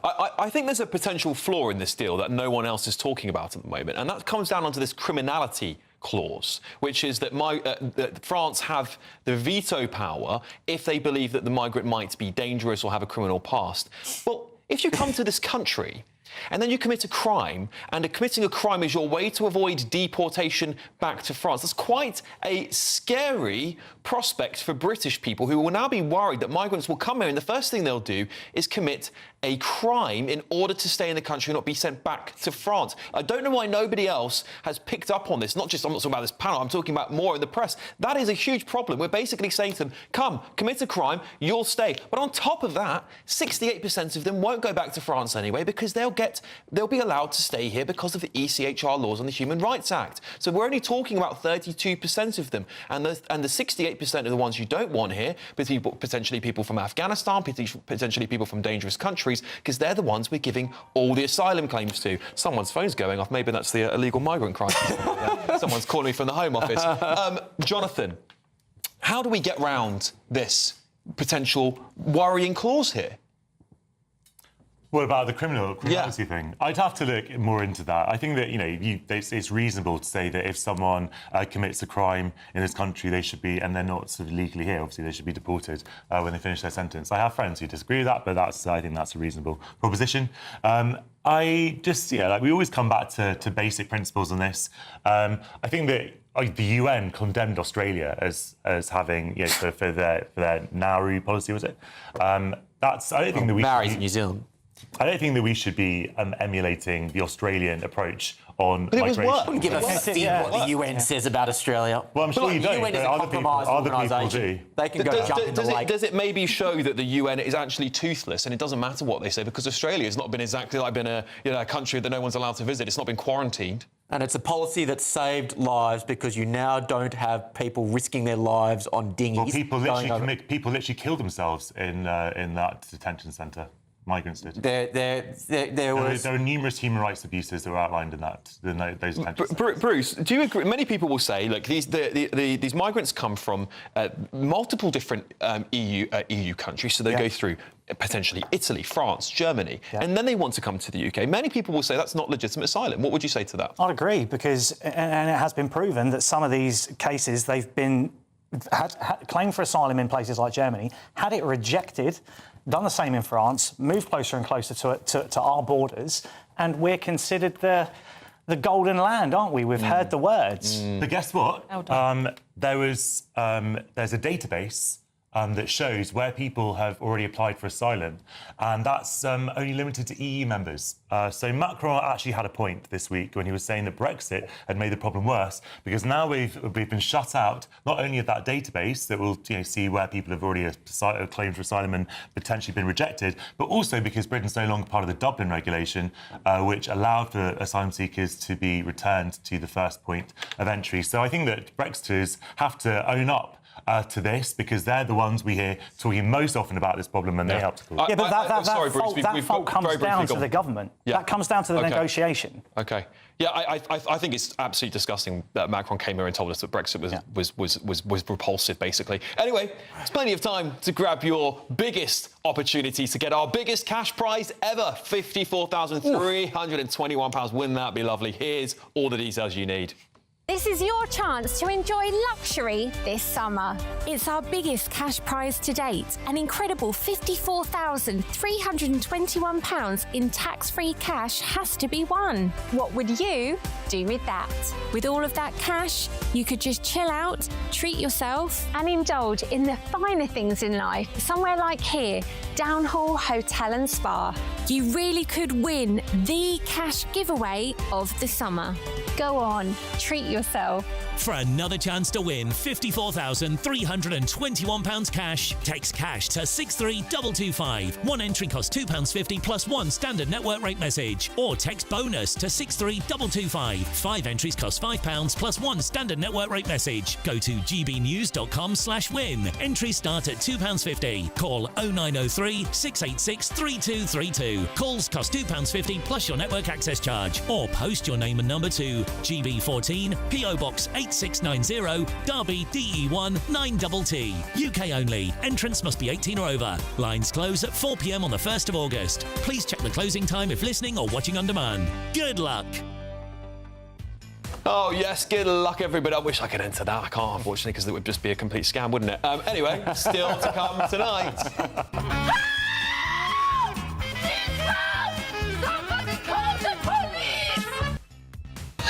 Oh my goodness, I haven't seen that one yet, actually. Well, if you haven't already guessed, that's this week's Trigger Tantrums is coming up very soon. But before that, it's one of our biggest interviews and one of the biggest stories of the day. Angela Rayner has been suspended from Unite Union. We've got a trade unionist coming on to tell us about that. You're with the Saturday 5. Stay tuned.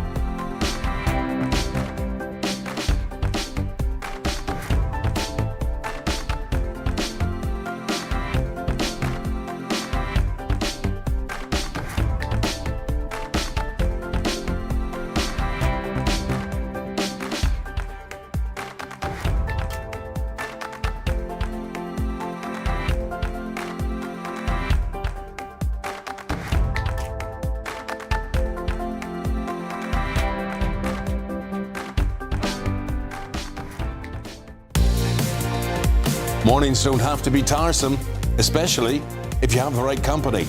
Wake up to news as it happens, opinion and debate, and of course, a little bit of entertainment too. Because when the kettle's on, we're on. That's Breakfast on GB News, a show worth waking up for. Every morning from 6 a.m. Only on the People's Channel, Britain's news channel. We'll spread the news, you spread the word. Good Afternoon Britain isn't just about us. The wonderful thing about this programme is it's about everyone watching. It's an interactive programme. Well, there absolutely is something to see here, and we're going to be talking about it more. Whether it's breaking royal news, please bring us up to date, or indeed a particularly punchy speech in the House of Commons. Very, very curious. We bring it to you live, and then we bring you live reaction as well. That's Good Afternoon Britain, weekdays from midday. Only on GB News, the People's Channel, Britain's news channel. Westminster's full of talk, but out here, it's the real world. Am I allowed to talk now? No, that's it. This is where it matters, real people and real lives. That's what politics is all about. The fact has Trump made a good start? No. Straight answers, no spin, and just a couple of pints. How many fingers have I got up? About 10. So join me for Lee Anderson's Real World every Friday at 7 p.m. only on GB News. The People's Channel, Britain's news channel.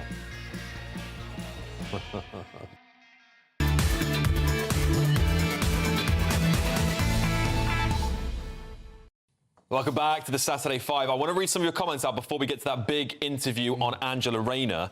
Hazel here says, Alex, you said the Conservatives were worst at free speech. Name the laws they passed to stop free speech. Online safety bill. I mean, that's the only one I need to name. But also look at their actions during COVID and look how wrong they've been since then. I think they were horrendous on free speech. There's some great Tories, don't get me wrong, who are really, really good on this free speech stuff. David Davis comes to mind, Andrew Rosendale. But, you know, on the whole, that government was horrendous for free speech. Sir John Hayes. Sir John Hayes, another one. Not rolling back non-crime hate incidents as well as another black mark. All that stuff stayed under them. Let's have a look here. Adrian here says, stop the benefits and hotels and they won't come. There's nothing for them. Totally agree. Right. Catherine says, Jonathan List has revealed Starmer's real plan: crash the economy so migrants don't want to come here. Was that his real plan, Jonathan? You know him quite well. I hope not. I don't know. There's a certain warped. Know Keir Starmer well. Yeah, they're best mates. There is a certain warped logic to it. What is there? I think it's something that we don't talk about enough, actually. That if people are trying to... It's like if you have a shop and people want to come to it to buy stuff there, that's actually a good thing. Most people think that's actually quite nice that people want to come here. If no one wants to come here, well, what are we doing wrong? It depends who's coming into the shop. We've got to move on quick, so I want to read a couple more out here. There's a couple of you here saying ban all religion. That will sort everything out. There we go. That's one way of dealing with it. That's pretty hardcore. Fred here. Fred says, and I don't know what this is about. Oh, this is about the judges. So this is about my monologue. He said, to paraphrase Richard Littlejohn, if you give judges more power, they will always abuse it. There we go. And one more. Karen said, Islamophobia is a word thought up by the left to shut us up. It's not a real word, and if Islamists don't like it, they can go somewhere else. There you go. Well, welcome back, everyone. Deputy Prime Minister Angela Rayner has had her membership of the Unite Union suspended following her comments on the Birmingham bin strike. Or, at least, that's what the trade union said. It accused Rayner of supporting a Labour-run council that had peddled lies after she urged bin workers to accept its pay offer. However, the New Statesman reported that Rayner had resigned her membership of Unite several months ago. So, who is telling the truth? To discuss this, I am pleased to welcome trade unionist Rob Williamson. Rob, thank you so much for joining us tonight. We're really fascinated by this story because there's lots of conflicting information about this. I don't know what light you can shed on whether Angela Rayner was suspended or whether she actually had resigned her own membership months before. Do you know anything about that, Rob? Well, first of all, my name is Rob Williams. I'm a Unite member and a member of the Socialist Party. Look, I was attending the conference as a visitor yesterday. The chair of the conference said she was still a member. That's fine by me. Look, that's not the most important thing here in any case. The most important thing here is that Unite the Union, which has members fighting a massive £8,000 a year pay cut by a Labour council, and behind it a Labour government supporting the vicious strike-breaking measures and a vicious strike pay cut. This union, my union, has said to them, no more. It doesn't matter the colour of your rosette, whether we're affiliated to Labour or not. We're not going to stand for it. We're not going to take it. And, and have suspended not just Angela Rayner, by the way, but all the Labour councillors in Birmingham City Council who are members of Unite have been suspended immediately from membership. And I think the vast majority of Unite members would absolutely support that step. Is it not the case, though, Rob, if, let's say, you had kept them as members, that you can pressure the government from within by keeping them on your side, keeping them on your books? You're able to say, well, actually, Angela, we're not going to get our support when you try to stand for leader, which I suspect she may do at some point. Do you not feel there's more power in being inside the circle, not out of it? I think in this case, I think the biggest thing we can do is send them a clear message that we're just not going to tolerate this attack. The council has sent a sharp message to our members. They're going to lose a third of their income. Shouldn't we send them a message back? But look, I think it's more than that. I think the events of the last day or so has opened up a debate in Unite, and I think across other unions, that the need for a new Workers' Party in the UK, one that stands up for workers and takes away, by the way, this political vacuum that the poison of reform and Farage are trying to fill with all their division, the divide and rule tactics. So I think this is a big moment. This is now going to trigger a debate across the trade union movement for workers to have a party that stands up for them, not attacks them. Well, very briefly, I'm going to pass you on to Will Kingston in just a second. I'll pass you through the panel because they all want to ask you a question. Does that party look like Jeremy Corbyn's party to you? Well, I mean, we in a Socialist Party, we welcome the announcement by Jeremy Corbyn and Sarah Sultana. But I think that's a debate now about, what type of party that we need. We in the Socialist Party is quite clear. We think the trade unions, the organised working class, needs to be front and central in such a party. We think it needs a socialist programme that totally differentiates itself. You've got to remember, in 2017, Corbyn's Labour Party won 3 million votes that Starmer got last year. It won 1 million votes away from UKIP. Why? Because it had a radical programme. Starmer won the election last year with the lowest vote since universal suffrage began, because to a lot of workers, he looks like, he's certainly new Labour Mark II, and he just looks like another Tory party. Rob, do you see this as an isolated incident, or do you think it speaks to a wider fracture between the union movement and the Labor Party? I think I don't think it's that so much. I think what it is the fracture is about what type of party workers need to represent them. We've had a year of Starmer's government, and as far as most workers are concerned, he takes his lead. He takes his lead from the banks, the big business, etc., and workers' interests, don't feature. I mean, look at the employment rights bill, right? Some in the union movement look to that and say, look, doesn't this show that Starmer's representing workers? We find out this week that we might have to wait till 2027 for that. Labour's got an 160-seat majority. The strike voting thresholds, that means if you have 100% workers vote for a strike, you need at least 50% of a turnout. 60 MPs wouldn't have got elected. We wouldn't have a council elected in this country if they had to abide by the same rules. Starmer could have got rid of that last year on July the 5th. It's still there. Okay. And those strike thresholds mean that workers nationally find it hard to fight for jobs and pay, etc. So workers have had a year experience, and even just after a year, many of them are drawing the conclusions. But this has come up sharply because the bin workers in Birmingham are suffering a brutal attack by a Labour council and behind them a Labour government. Why on earth wouldn't they be in favour of such a step that we took yesterday? Rob, I'm going to bring in Lucy here. Hi, Rob. Thank you for joining us tonight. So my question is, well, first of all, I understand that this has been an issue since January, which escalated in March. We're now in July. So if we look at timeframes, realistically, in your opinion, when do you think this will be resolved? Well, it could be resolved today, couldn't it? Because the Labour Council in Birmingham could talk to Unite and step away from this vicious attack. I'll tell you something, there'll be workers across the country who have a shared lived experience, because local authority government is in crisis, mainly because the Tories stole our money in local government, 40% cut in spending, 600,000 less workers in local government than it was 14, 15 years ago. And they are seeing Labour councils pass on cuts. Now, they hid behind the fact that Tories were in government, but now we have a Labour government. So people expected something different and something better. So the fact is that if this government continues with its programme of standing aside, or rather implementing vicious austerity, copying what the Tories did to us for 14 years, then that debate is going to spread, not just in Unite, it's going to spread across the union movement and across communities. I want to briefly bring in Jonathan List, please, if that's okay. Hi, Rob. You say that you support a new Workers' Party, but you know that when new parties are introduced, they splinter voting blocks already and actually make it a lot harder for those views to be represented because we don't have proportional representation.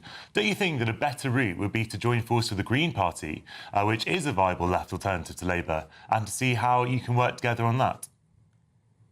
Look, I think the Green Party, are seen by some people as a radical left of centre party. And of course, I think most workers would say, I'm sure if we talk to the Birmingham bin workers, the Green Party, offered support, they would look at anyone.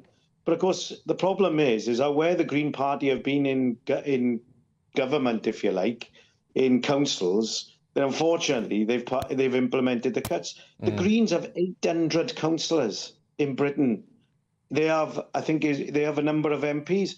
You imagine if they use that to put forward an anti-austerity proposal. Okay. Imagine if the Green Council in Bristol said we're not going to implement Tory cuts. OK, Rob, I'm sorry to cut you off because we're running really short on time, but thank you very much for joining us tonight. It's Rob Williams, trade unionist there and member of the Socialist Party. Well, still to come tonight. Who would you rather have in your country, number 1 or number 2? Number 2. Would you like to invite a terrorist into your country? Some people apparently do. We'll be going through this week's triggered tantrums, but before that is Bunch of 5. Of course, stay tuned here with me and the gang on the Saturday 5 Live on GB News.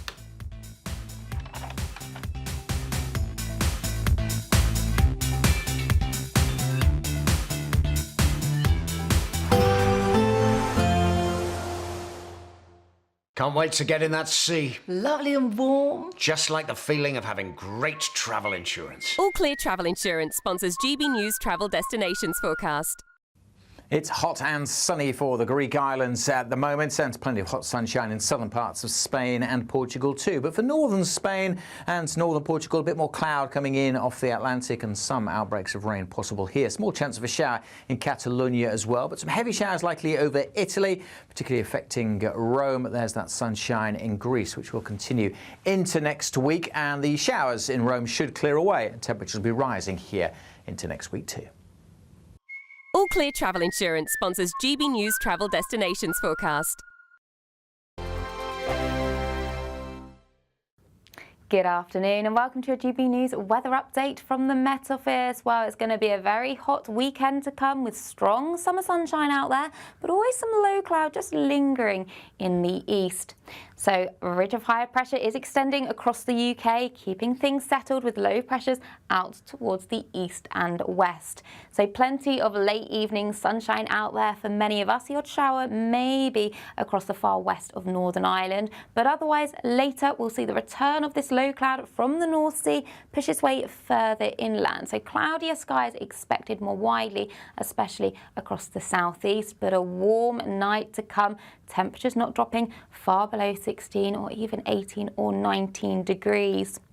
So that leads to a warm start to Sunday, a bit more cloud in the forecast, and that cloud will just linger across coastal areas as we start Sunday morning. Best of the sunshine across western Scotland to start. Northern Ireland, fine, dry. Plenty of wall-to-wall sunshine, and likewise for the majority of Wales and the southwest of England, but cloudier skies across eastern areas to start Sunday morning.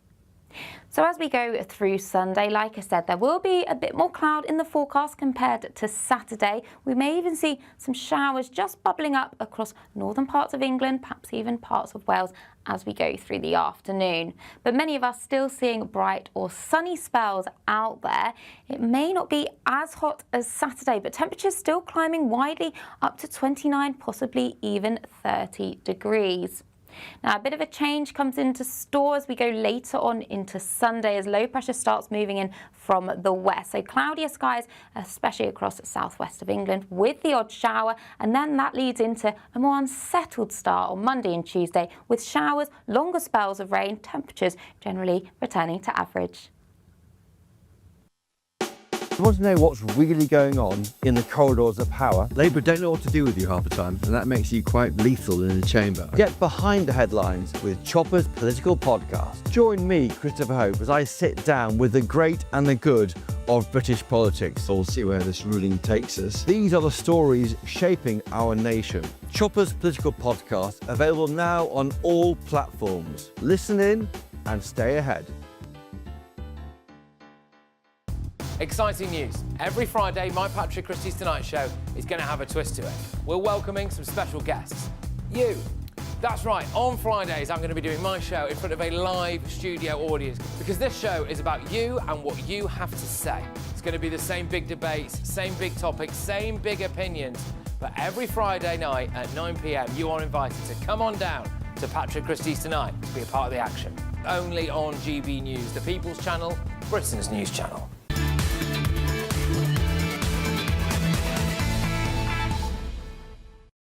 Welcome back to the Saturday 5. Well, let's not waste any time and get straight into this.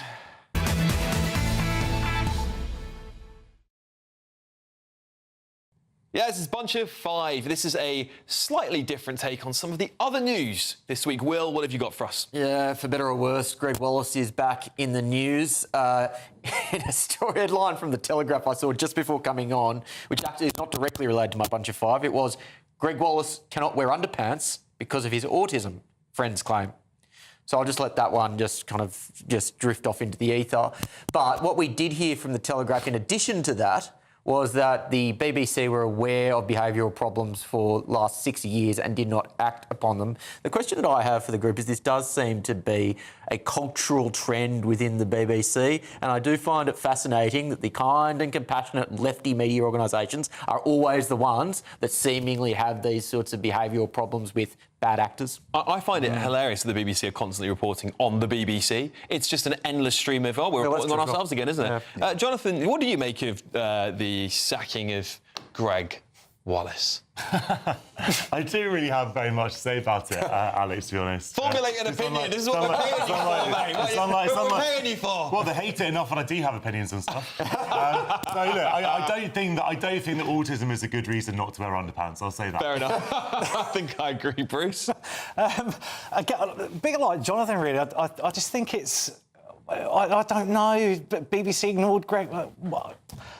Yeah. What? Yeah. What is it? I think sexual harassment is bad if people are sexually harassing people, allegedly. Than that, they shouldn't necessarily be hosting TV shows. Why are they always on the BBC, though? Should we ask the only female of the panel, yes. Lucy, what do you think? Well, I just don't like the BBC in general, so that's my answer. Wise. OK, well, I've got to read this out for you, because in a response to the latest allegations, the spokesperson for Greg Wallace said, Greg continues to cooperate fully with the ongoing Banijay UK review. I think I've said that right. Banijay UK review. And as previously stated, denies engaging in any behaviour of a sexually harassing nature. A BBC spokesperson said Banijay UK instructed the law firm Lewis Silkin to run an investigation into allegations against Greg Wallace. We are not going to comment until the investigation is complete and the findings are published. All right, Lucy, onto your Bunch of 5. What have you got for us this week? Well, so as we've known for a long time, knife crime is rampant in London. And tragically, we saw Blue Stevens, aged 24. He was stabbed to death in Knightsbridge, the very affluent area of London, over his Rolex watch. Sadiq Khan has a lot to answer for. That man has overseen a dramatic rise in knife crime under his watch. He is the police and crime commissioner. As a born and bred Londoner, I've seen this city get worse and worse, particularly on those serious crimes, rapes, stabbings, mobile phone theft. It's just becoming a dilapidated city, Will. Yeah, and it's particularly infuriating when you see him invest so much time and energy and resources into identity politics, flights of fancy, when there are such serious problems that the city is grappling with, but that doesn't seem to interest him. Bruce? I think he sat there in the Assembly the last week, then he was going to start something up about electric bikes now. That seems to be his cause for concern, too many electric bikes. Well, the issue is... OK.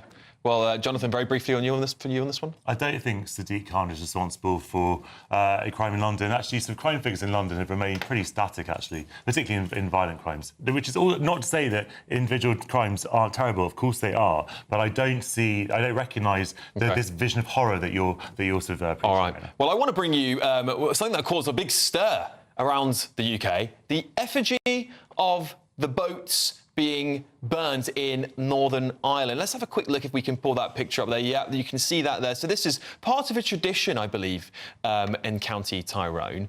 And, you know, there's all this selective... Oh, I love how they've got the French flag on the top. That was absolutely lovely touch there. But there's selective outrage on the left. People are calling this racist. They're calling it what's the word? They're too outrageous. This should never have been allowed. But years before, they've burnt effigies of Trump, of Theresa May, of Thatcher in the past. So why do we have this selective outrage, particularly on the left, when we want freedom of speech, freedom of expression? This is clearly about a policy. Yes, the boats are the symbol of it. How can they not be? Jonathan? Well, look, I mean... Is it racist? I do think it's racist, actually. Really? I do. I think it's extremely distasteful. These are... Is it racist? It might be distasteful, but is it racist? I think, look, there is a difference between burning an effigy of a political figure. No one thinks that's direct incitement for someone to go and to kill that figure, particularly, you know, Margaret Thatcher's already dead. But you have the migrants who are coming across, and these are very, very desperate people in many, many cases. They have already been marginalised. Many of them have been persecuted already. And if you have, you know, sort of a group that's sort of burning effigies of them, that is very, very disturbing. Quick one from you, Will, and we're going to move on. We just keep throwing out the word racism. That doesn't discriminate against a minority group on the basis of their race. I can agree with you. It's probably distasteful, but it's not racist. OK, Bruce, your bunch of five for us this week. What have you got? Bin strikes obviously completely fell to pieces. So the councillor in Birmingham, off the back of the Angela Rayner debacle, has been asked to stand down. Unite's National Lead Officer Oni Kassab said on Thursday the way this council under this leadership has mishandled the dispute with yesterday's appalling announcement is disgraceful, really. It's and I think we can all agree it's pretty awful, isn't it? Yeah. Lucy? Well, I would say these bin strikes are, you know, sort of symbolic of how the United Kingdom is turning into a third world country. OK, I love that. Yeah, it's definitely getting there, isn't it? Jonathan, your bunch of five for us this week. Economic catastrophe has re-entered the chat. Our favourite economic expert, Donald Trump, has now announced that there'll be 30% tariffs on EU goods entering America and also Mexican goods. Obviously, Mexico supplies many, many manufacturing goods. Now, Trump is sort of threatening these tariffs, withdrawing them. No one can understand what's going on with it, and I don't suppose he'll carry on with this ban, because if it does, it'll just throw the global markets and stock markets, etc., and bond markets into turmoil again. Yeah, well, I mean, look, Will, I think he's probably doing a better job than Rachel Reeves, who's just contracted the economy. Yeah, I agree with that. Look, I don't like tariffs, but at the same time, the stock market's at an all-time high in the US. So Trump, you know, can point to the scorecard. And thanks to Brexit, ours are only 10%. There we go. Loved it. Well done, Brucey. Right, still to come tonight.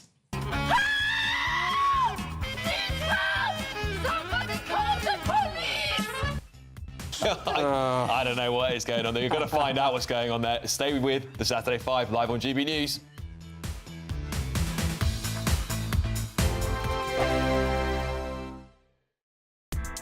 Join me, Nana Akwe, for an informative, interactive news programme with a difference.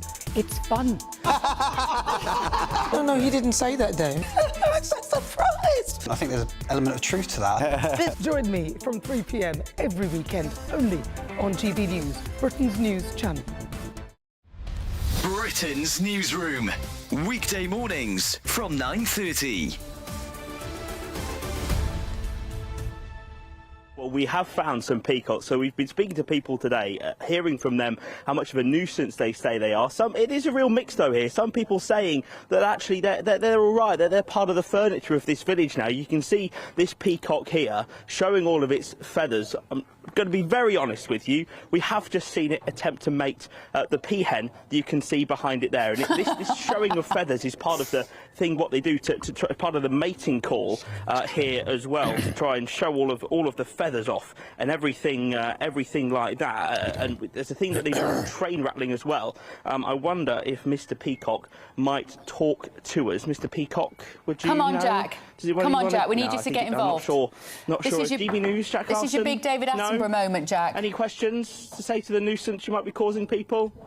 Any response? Although this feels a little bit intimate now, if there's a bit of a moment going on. It's all got a bit voyeuristic. Very happy to talk to us so far this morning, but some residents of Tutbury here have spoken to us this morning. Take a listen to what they've told us about what they think about all these peacocks.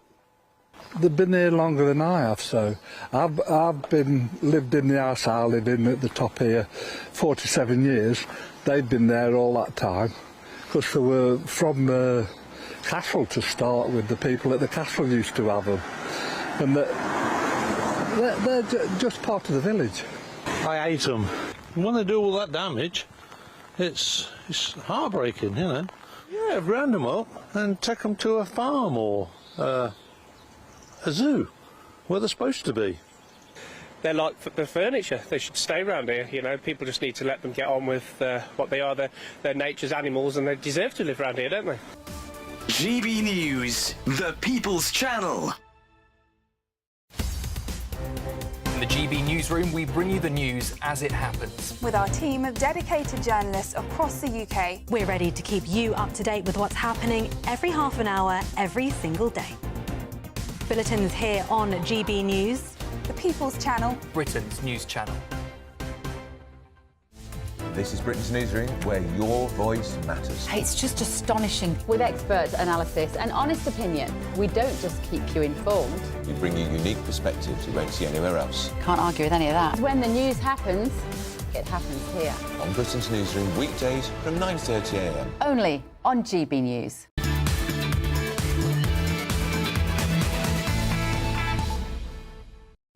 Welcome back to the Saturday 5, everyone. Coming up at 8 p.m, Ask the 5. I have got a load of your questions, so I'm going to try and read out as many as I can. But to save some time now, to get them out later, we're going to go straight into Triggered Tantrums. Will, do you want to kick us off? Yeah, I will. I'm going to throw it to Lily Allen, the singer, for her nuanced take on the morally difficult issue of abortion. Let's see Lily's take here. Abortions, I've had a few, but then again, I can't remember exactly how many. What, really? Yeah. Why didn't this come up in last week's episode where we were just talking about abortions? Because I was just letting you run with it. Reveal everything. I can't remember, yeah. I think maybe like, I want to say 5, 4 or 5. Yeah, I've had about 5 too. Lily, I'm so happy I can say that, and you can say it, and no one came to shoot us down. That's gross. I'm sorry, really, that's just vile. Yeah. It's a vile thing to celebrate. It's a vile thing to celebrate. But I'm old enough to remember when the left said that abortion should be safe, legal and rare. And now, perversely, it's almost become this badge of honour for a lot of people on the left, as you know, as a way to demonstrate a particular brand of feminism. Yeah. Really, really, it's off. Lucy, what do you make of it all? Oh, it's just completely disrespectful and it's completely reckless, and she shouldn't be promoting this sort of attitude, because I'm sure she has lots of young female followers who we certainly don't want to follow Lily Allen in those horrid footsteps. Briefly, Jonathan? No one's going to be having an abortion based on what they've seen on a Lily Allen podcast, and I'm not going to judge people for making decisions that they choose to do about their own bodies. All right, well, Lucy, you've got a trigger tantrum for us. Just give us a little intro. Yeah, so the irony of someone talking about pride and LGBTQ for Palestine, when, of course, as we know, in Palestine, those rights do not exist. Let's have a look. Does your kafia support your pride? Well, for me, it's about liberation. My community is not liberated. We are Palestinians, deserve rights, like even if they don't have rights in their homeland. Do you support Israel? No. Did you know Israel is the only country in the Middle East where it's even legal to be gay? I don't think that's completely true. Yeah, it is. I'm Israeli. How many immigrants have been detained by ICE for talking out against Palestine? How many immigrants have been? Do you think that the kafia and the KKK are the same thing? Is it? How is that different? How is it a Nazi symbol? Yeah, that is what the KKK would wear, ma'am. You feel good about it?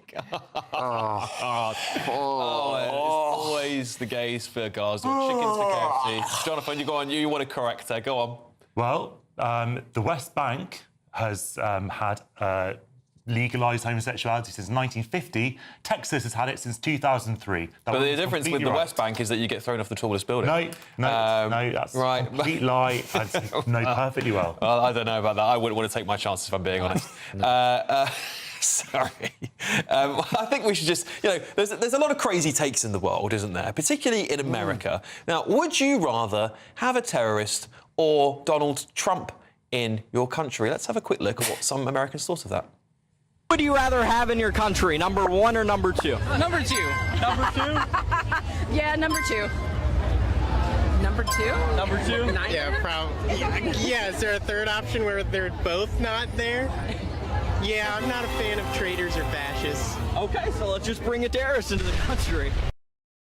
Yeah, let's just. Well, we don't like what they politically say, so let's just invite Osama bin Laden back. Why not even dig him up? He's dead, mate. Yeah, well, you know, we can resurrect him, can't we? We can resurrect him on the left. We just need to find a new one. Let's just find a new bin Laden and bring him over because we don't like what Margaret's having to say. This is crazy. This is crazy stuff. People come out. I know that's TV, and I know that people probably may be a bit sensationalist, but it's bonkers, isn't it, Will? Very briefly. Yeah, it is. And this kind of lionisation, actually, of bin Laden on the left is really, really troubling. But it is.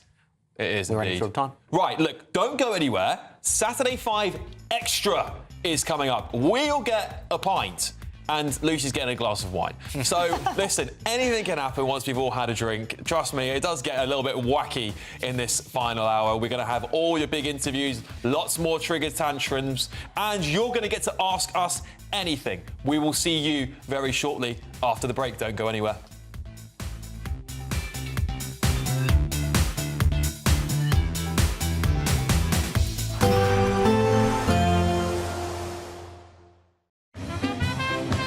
There will be a light breeze in the morning, leading to a warm front. Boxed heat pumps, sponsors of weather on GB News. Good evening and welcome to a GB News weather update from the Met Office. Well, we've got another warm day in store on Sunday, then turning more changeable Monday and Tuesday with temperatures returning closer to average.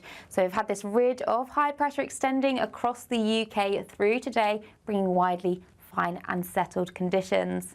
There'll be lengthy late evening sunshine across the west through this evening, but out towards the east, low cloud returning from the North Sea and pushing further inland. So cloudier skies across the Midlands and the southeast as we start Sunday morning. But it's going to be a warm and uncomfortable night once again. Temperatures 12 to 17 or even 18 degrees. So a warm and humid start to the day on Sunday. Plenty of sunshine out towards the west into Scotland, but low clouds still lingering across eastern coasts. Plenty of blue sky across Northern Ireland to start the day. Likewise for Wales and the southwest of England, plenty of sunshine here.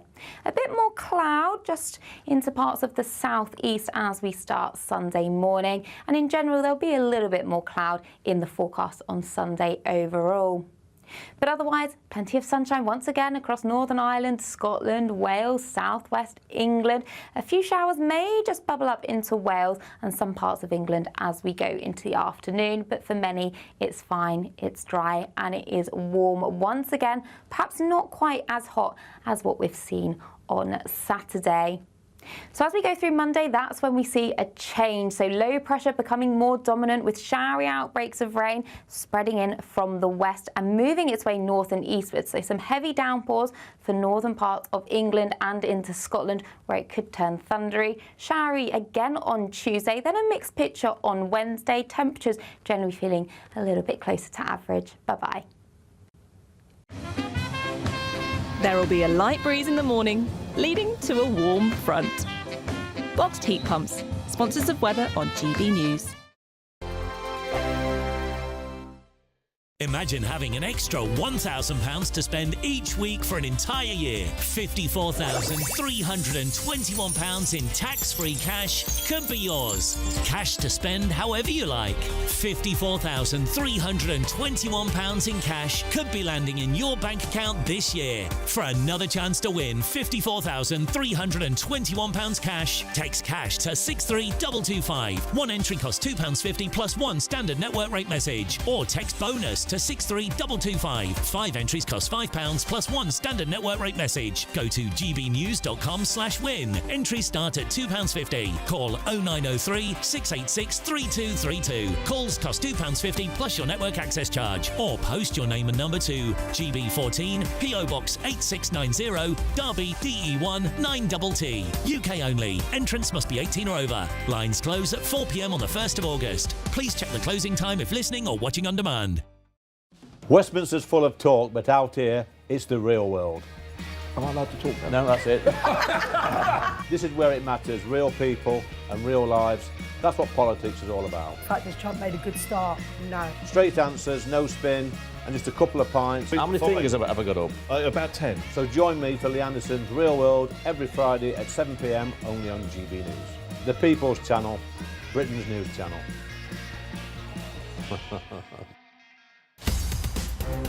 In the GB Newsroom, we bring you the news as it happens. With our team of dedicated journalists across the UK. We're ready to keep you up to date with what's happening every half an hour, every single day. Bulletins here on GB News. The People's Channel. Britain's news channel.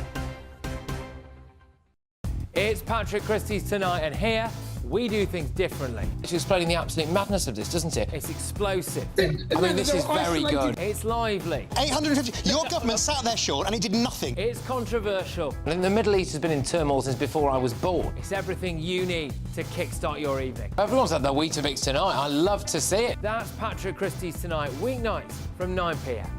Only on GB News, the People's Channel, Britain's news channel. At GB News, we love to hear from you, our loyal community.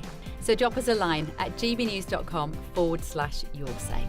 There you can talk to each other and also to the presenters live on air. gbnews.com/yoursay, because GB News is your channel, Britain's news channel. This is Britain's Newsroom, where your voice matters. It's just astonishing. With expert analysis and honest opinion, we don't just keep you informed. We bring you unique perspectives you won't see anywhere else. Can't argue with any of that. When the news happens, it happens here. On Britain's Newsroom, weekdays from 9:30 a.m. Only on GB News.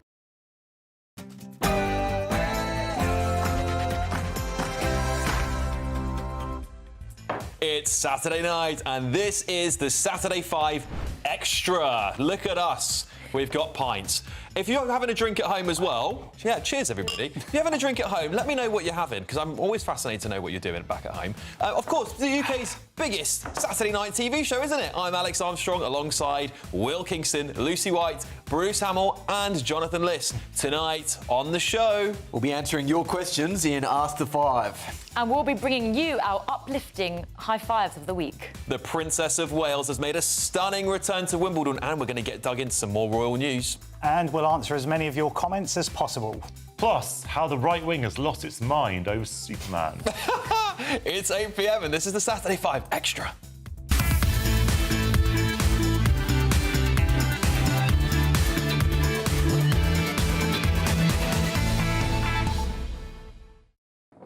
Sorry. Welcome back to the Saturday 5 Extra, everybody. I haven't had long with this beer. I haven't had long with it. I just want to get stuck in. I remember my first beer, mate. It does feel like a first beer after you've been doing this for 2 hours. Anyway, I want to hear what you have to say at home, and I've been collecting loads of your comments over the last couple of hours, and so keep them coming in for Ask the Five, gbnews.com/yoursay. Nothing is off limits, and the more we drink, the less off limits it becomes. So before we start tearing each other apart, Sam Francis has got your news.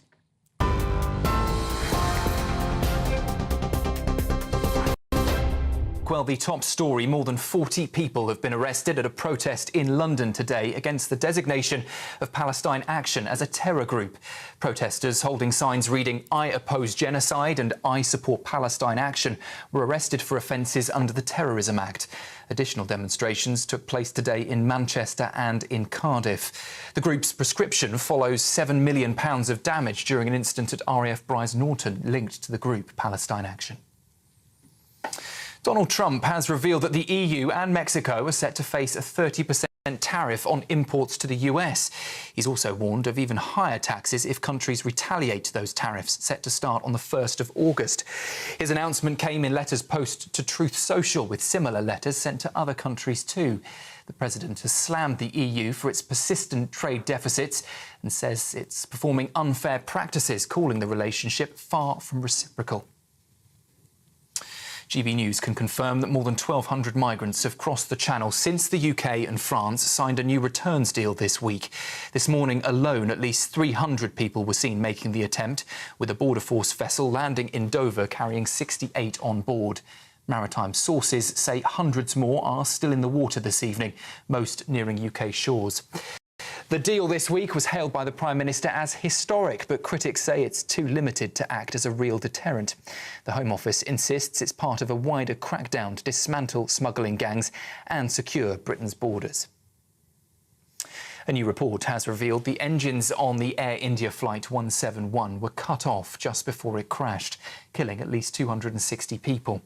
53 on board were British nationals headed for Gatwick Airport. Cockpit audio shows confusion inside, with one pilot questioning why the other, quote, did the cut-off.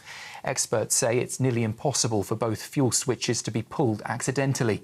The sole survivor, a British national, managed to escape through a hole in the fuselage. The airline is now fully cooperating with investigators as they analyse flight data. Here, the Department for Transport has called it a tragic accident and says it will review the Indian authorities' findings. Labour's ties with one of its biggest union backers are under threat, with Unite's boss saying that Angela Rayner's behaviour over the Birmingham bin strikes is utterly abhorrent. Sharon Graham claims the Deputy Prime Minister is aiding and abetting fire and rehire tactics and confirmed Unite has voted to suspend her membership. The union's conference also backed a move to re-examine its affiliation to the entire Labour Party, a relationship worth hundreds of thousands of pounds a year. Angela Rayner, though, says she actually resigned from the union back in April. And in a historic win at Wimbledon tonight, Polish 8th seed Iga Świątek has claimed her first women's single title at the All England club without, would you believe, giving up a single game. The match against American Amanda Anisimova lasted just 57 minutes and marks the most one-sided final in 114 years. The Princess of Wales spent the afternoon there on centre court to watch the spectacle and present the trophy after last year's presentation to reigning champion in the men's final, Carlos Alcaraz. That's the news on GB News. Plenty more still to come right here. Don't go anywhere. For the very latest GB News direct to your smartphone, sign up to News Alerts by scanning the QR code or go to gbnews.com/alerts.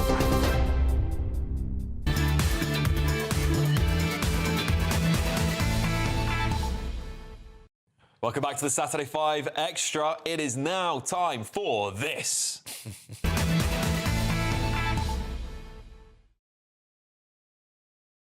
It is Ask the Five. I have been collecting your comments. I just want to. I did ask you before we went to the break what you're drinking.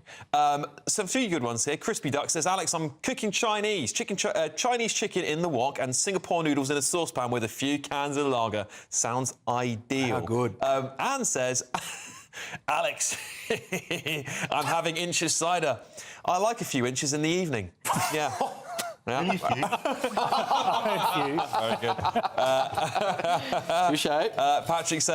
Patrick O'Sullivan says, snake bite always at home 50%, 50-50 pint glass, perfect mixture, ice as required. There we go. Lots more of you telling us what you're drinking here. I'd love to see it. Some more Ask the Fives coming up, of course, but I want to get to some of the videos first. Our first one is from Susan. Bonsoir, bienvenue de mon jardin au Pays de Galles. Ooh, excuse my French. Was this week's very expensive state visit for President Macron merely a charade concocted by Keir Starmer and Macron to gaslight the British people into considering a second EU referendum? President Macron suggested all our struggles, particularly the channel crossings, stem from a web of lies we were told if we left the EU. To me, that was a direct affront to our sovereignty. What did you take from it? Absolutely brilliant, Susan. Couldn't agree more with you. We all know Keir Starmer campaigned for a second referendum, and I'm sure he would love to have one. My worry is that he's actually going to use it in the next election to dangle that over the left wing of the country and say, actually, why don't we have another referendum on the EU? I think that's what his big plan is, but let's see. Will, what do you make of that?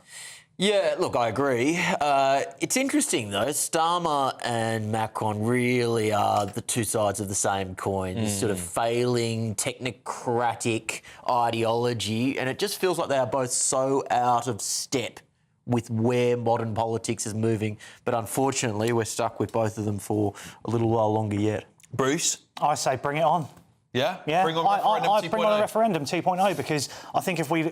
Let's be bluntly honest here. If we look at the voting numbers from the general election, 6.6 million people voted for the Conservatives, 4.1 for Reform UK.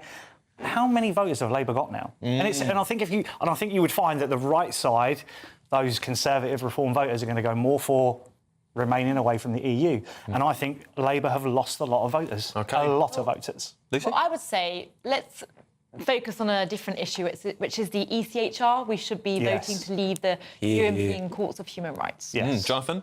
Briefly? Well, I certainly don't agree with that. I don't think the second referendum is right for this country at the moment, certainly not in the foreseeable future. It was such a divisive, horrible episode the last time. But, you know, if you look at the tally from that last election, Bruce, you actually see a majority of people voted for Remain parties. And also, if you look at the polls, there's a record number who thinks that Brexit was the wrong decision for this country. And, of course, they're right. Well, so polls time and time again have been wrong on Brexit. That's the famous problem, isn't it? They were before. They thought it would be a landslide. But anyway... Maybe it would give us a chance to do Brexit properly.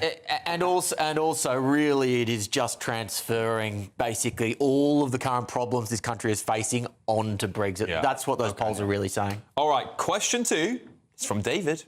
Guys, it's David from beautiful sunny Watford. Here's the question for you.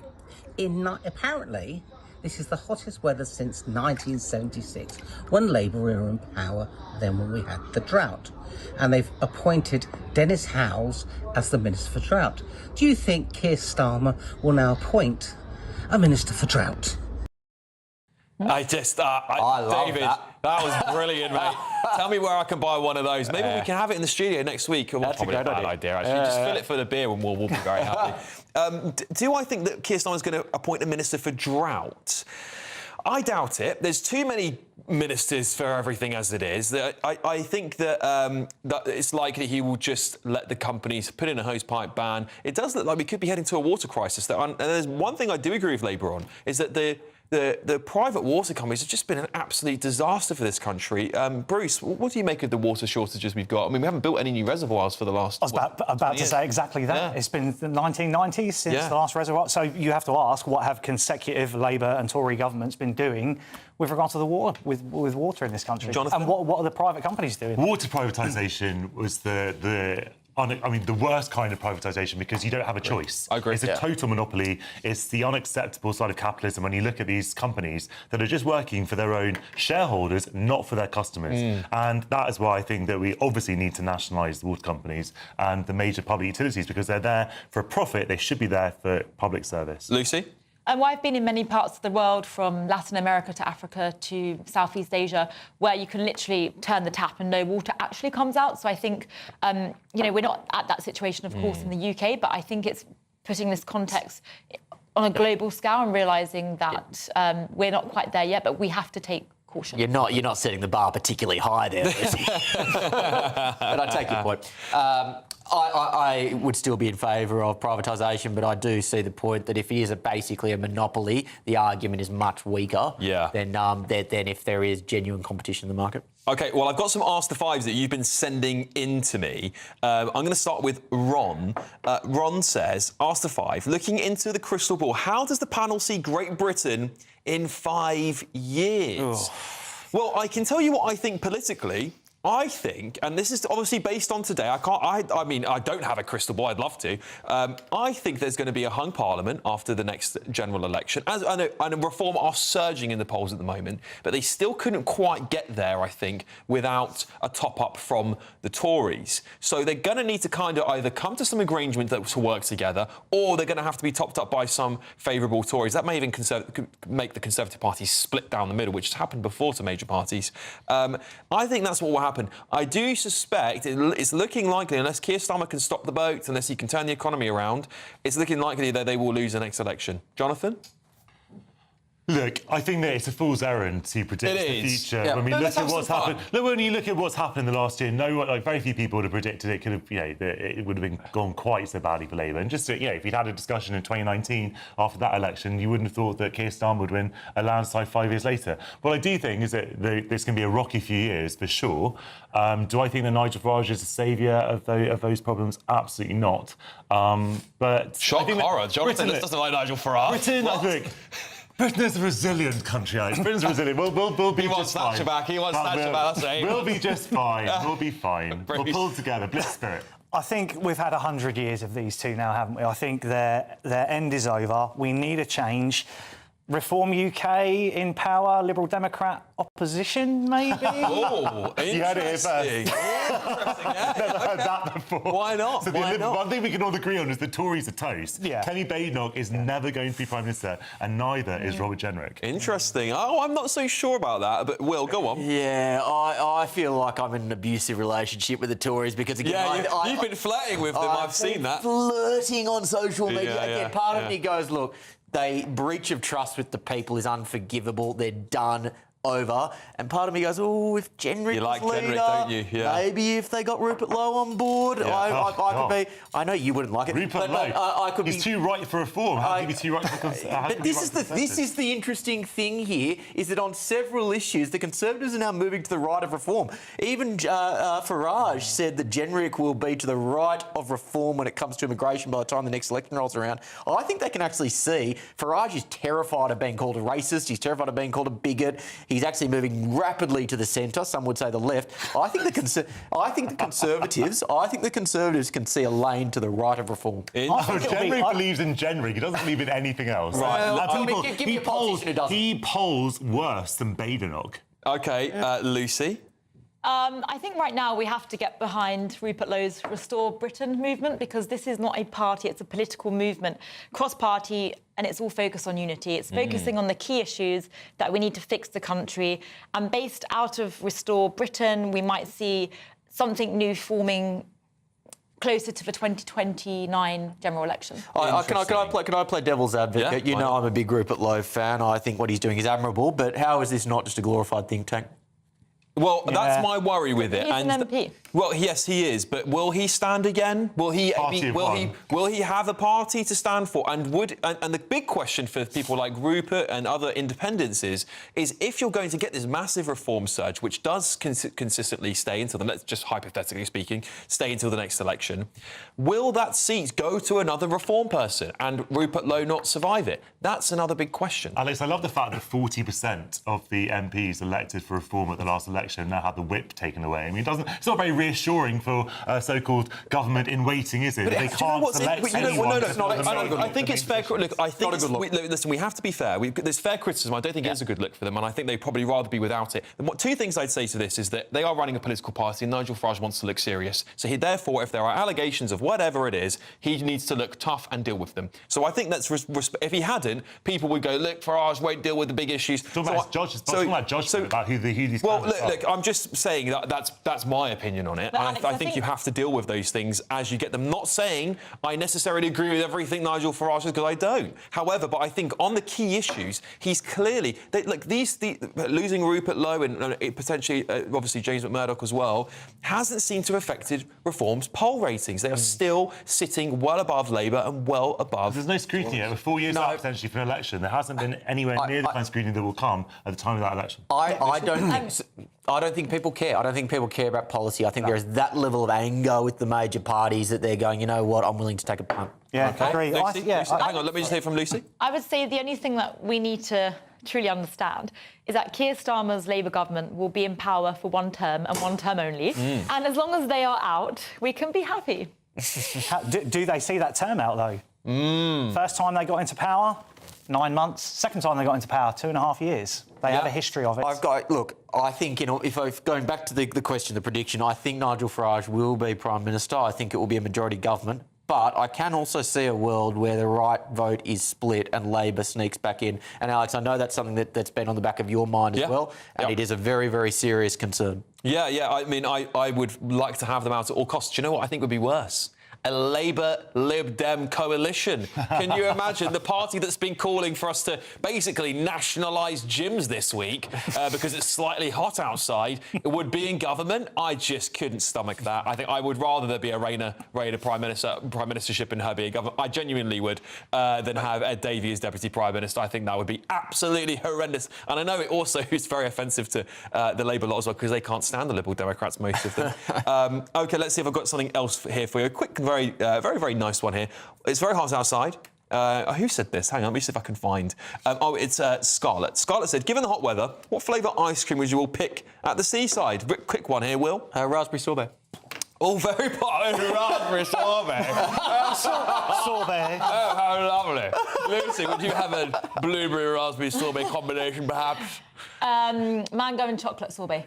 Oh, goodness. What? Where's all this sorbet nonsense coming from? I'm scared. Don't eat that French macaroni. Yeah, get But that also, French rubbish out of here. that's a car crusher combination. Are you mixing It's not. Oh, no, you can't. That's like pineapple on pizza to me. Yeah, none of that nonsense sorbet for me. Yeah, no. Salted caramel. I was going to say salted caramel with chocolate chunks. Oh, no, I'm changing it. I don't want that. men of the people here. I'll just have a 99p flake and that'll be happy I'm being with me. emasculated for my ice cream. You are being emasculated for it. I'm publicly on television as well, might I add. OK. Well, the Royals. We've had a very busy week. We'll be getting all the latest with a royal expert, including a very special appearance at Wimbledon today. Wow, I also want to talk about that shocking, I don't know if you've all seen this at home, spitting images back. Prince Harry's not having a very good time with them. Let's see that after the break. This is the Saturday 5 only on GB News. Oh, good grief.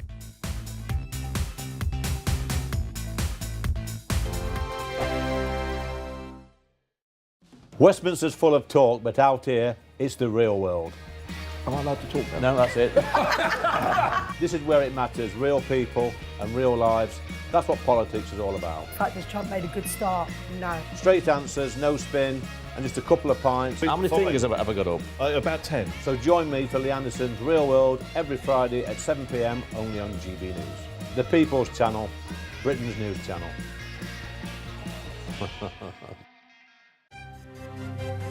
GB News Breakfast, every day from 6 a.m. Allergy practitioner Dr. Claire Anyamasigwe joins us now. Good to see you this morning. Very good. Does the hot weather necessarily mean more pollen? It does. It actually accelerates the issue. So you've got pollen from the trees, from the grass, you've got pollution, and now you've got the heat wave as well. So that concoction flares up the skin, especially around the nostrils. We're streaming, we're sniffling, we're itching our eyes. So for me, as an allergist, my practice is about advocating for plant-based antihistamines. So I think the prep starts the night before. You're washing the clothes that you've worn the night, during the day, so you're not bringing pollen into the home. You are eating quercetin-rich ingredients like leeks, garlic, kale. So you can make yourself a lovely soup. I would say use them together. If you are somebody that already eats quercetin-rich foods in your diet, you're doing a more plant-based diet, then you're ahead of the game. But if you're not and you've suddenly been hit this week, 26 Celsius is going higher every day. 16 million of us are suffering with hay fever. 3.4 million of that have hay fever and asthma. So for those sufferers, they're looking for a solution right now. I would combine the two. I would start changing my diet to match what I've suggested, and I would also do what your GP suggests. Do any of these things, if you take them year in, year out, do they lessen do they have an impact over time and maybe you become less reactive to pollen? Yes, absolutely. And that's why I'm really advocating for children. If we can get parents watching this to start children with natural raw honey, so find out about your local beekeepers, start spreading your natural jams. GB News, the People's Channel. You want to know what's really going on in the corridors of power? Labour don't know what to do with you half the time, and that makes you quite lethal in the chamber. Get behind the headlines with Chopper's Political Podcast. Join me, Christopher Hope, as I sit down with the great and the good of British politics. We'll see where this ruling takes us. These are the stories shaping our nation. Chopper's Political Podcast, available now on all platforms. Listen in and stay ahead.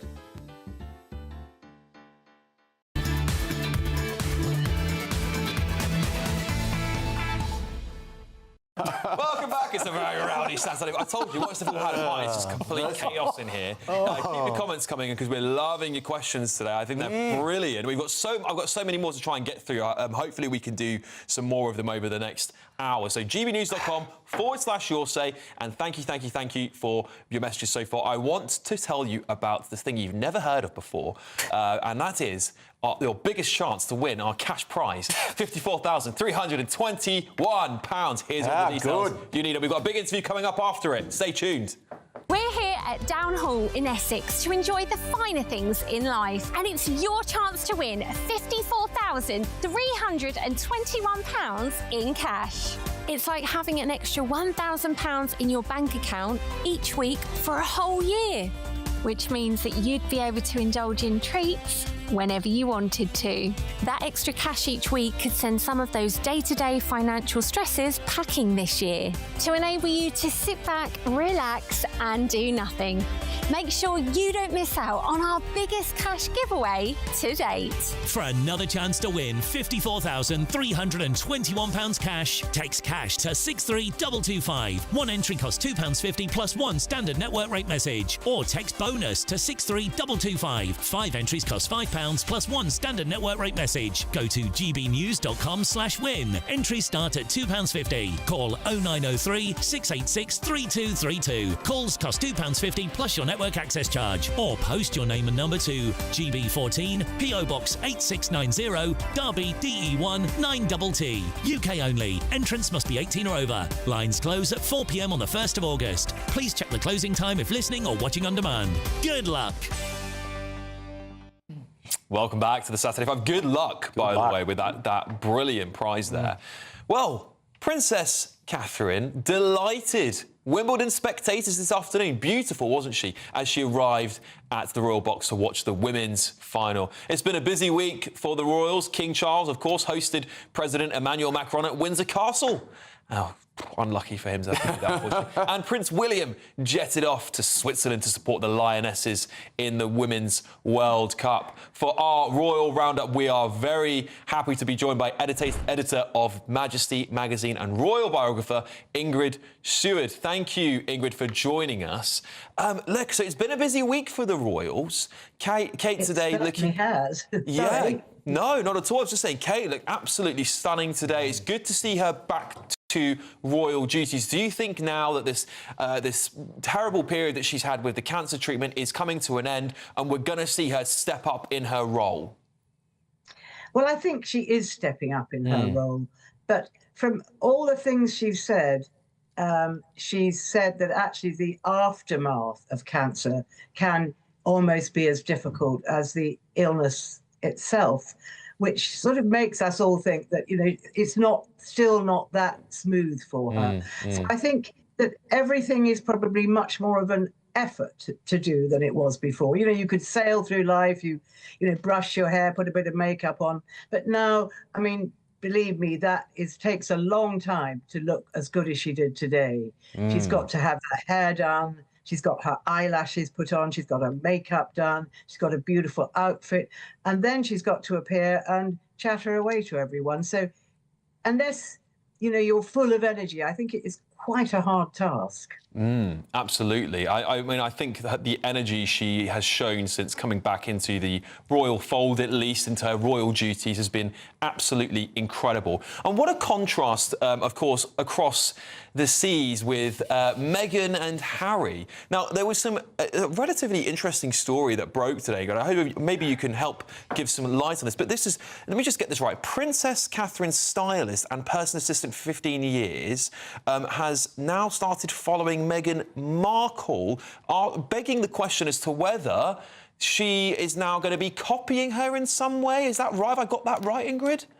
No, you've got it quite wrong. Yeah. OK.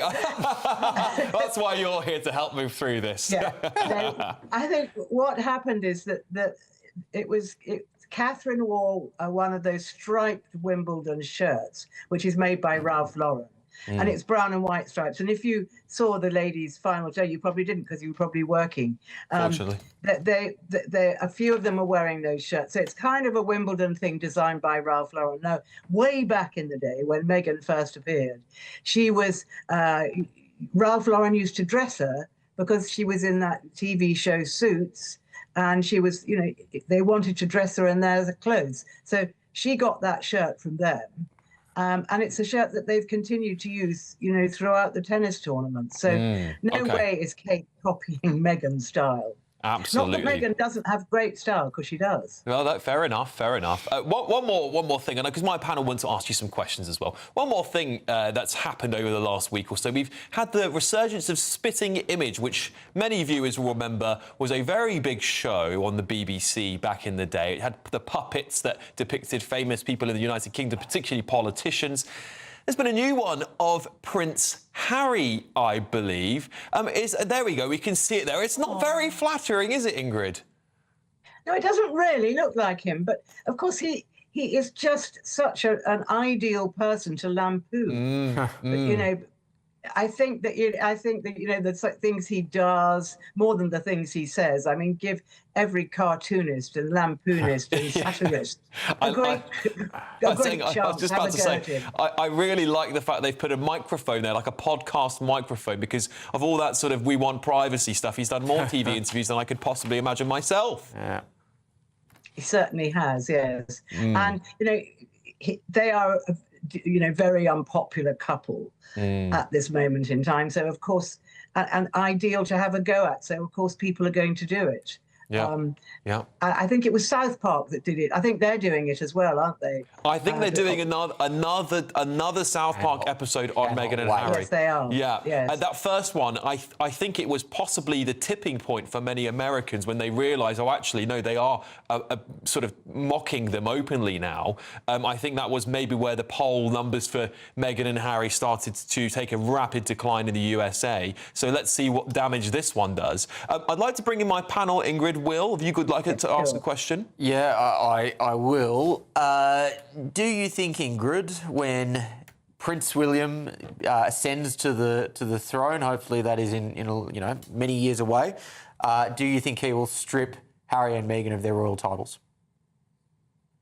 I think he probably might. Yes, it would certainly be in his gift to do so. Those royal titles were given to Harry and Meghan by the Queen on their wedding day. So, if Harry, sorry, I beg your pardon, if William wanted to take, say, Harry, I don't think you're doing anything for this title anymore, he would be perfectly entitled to do so.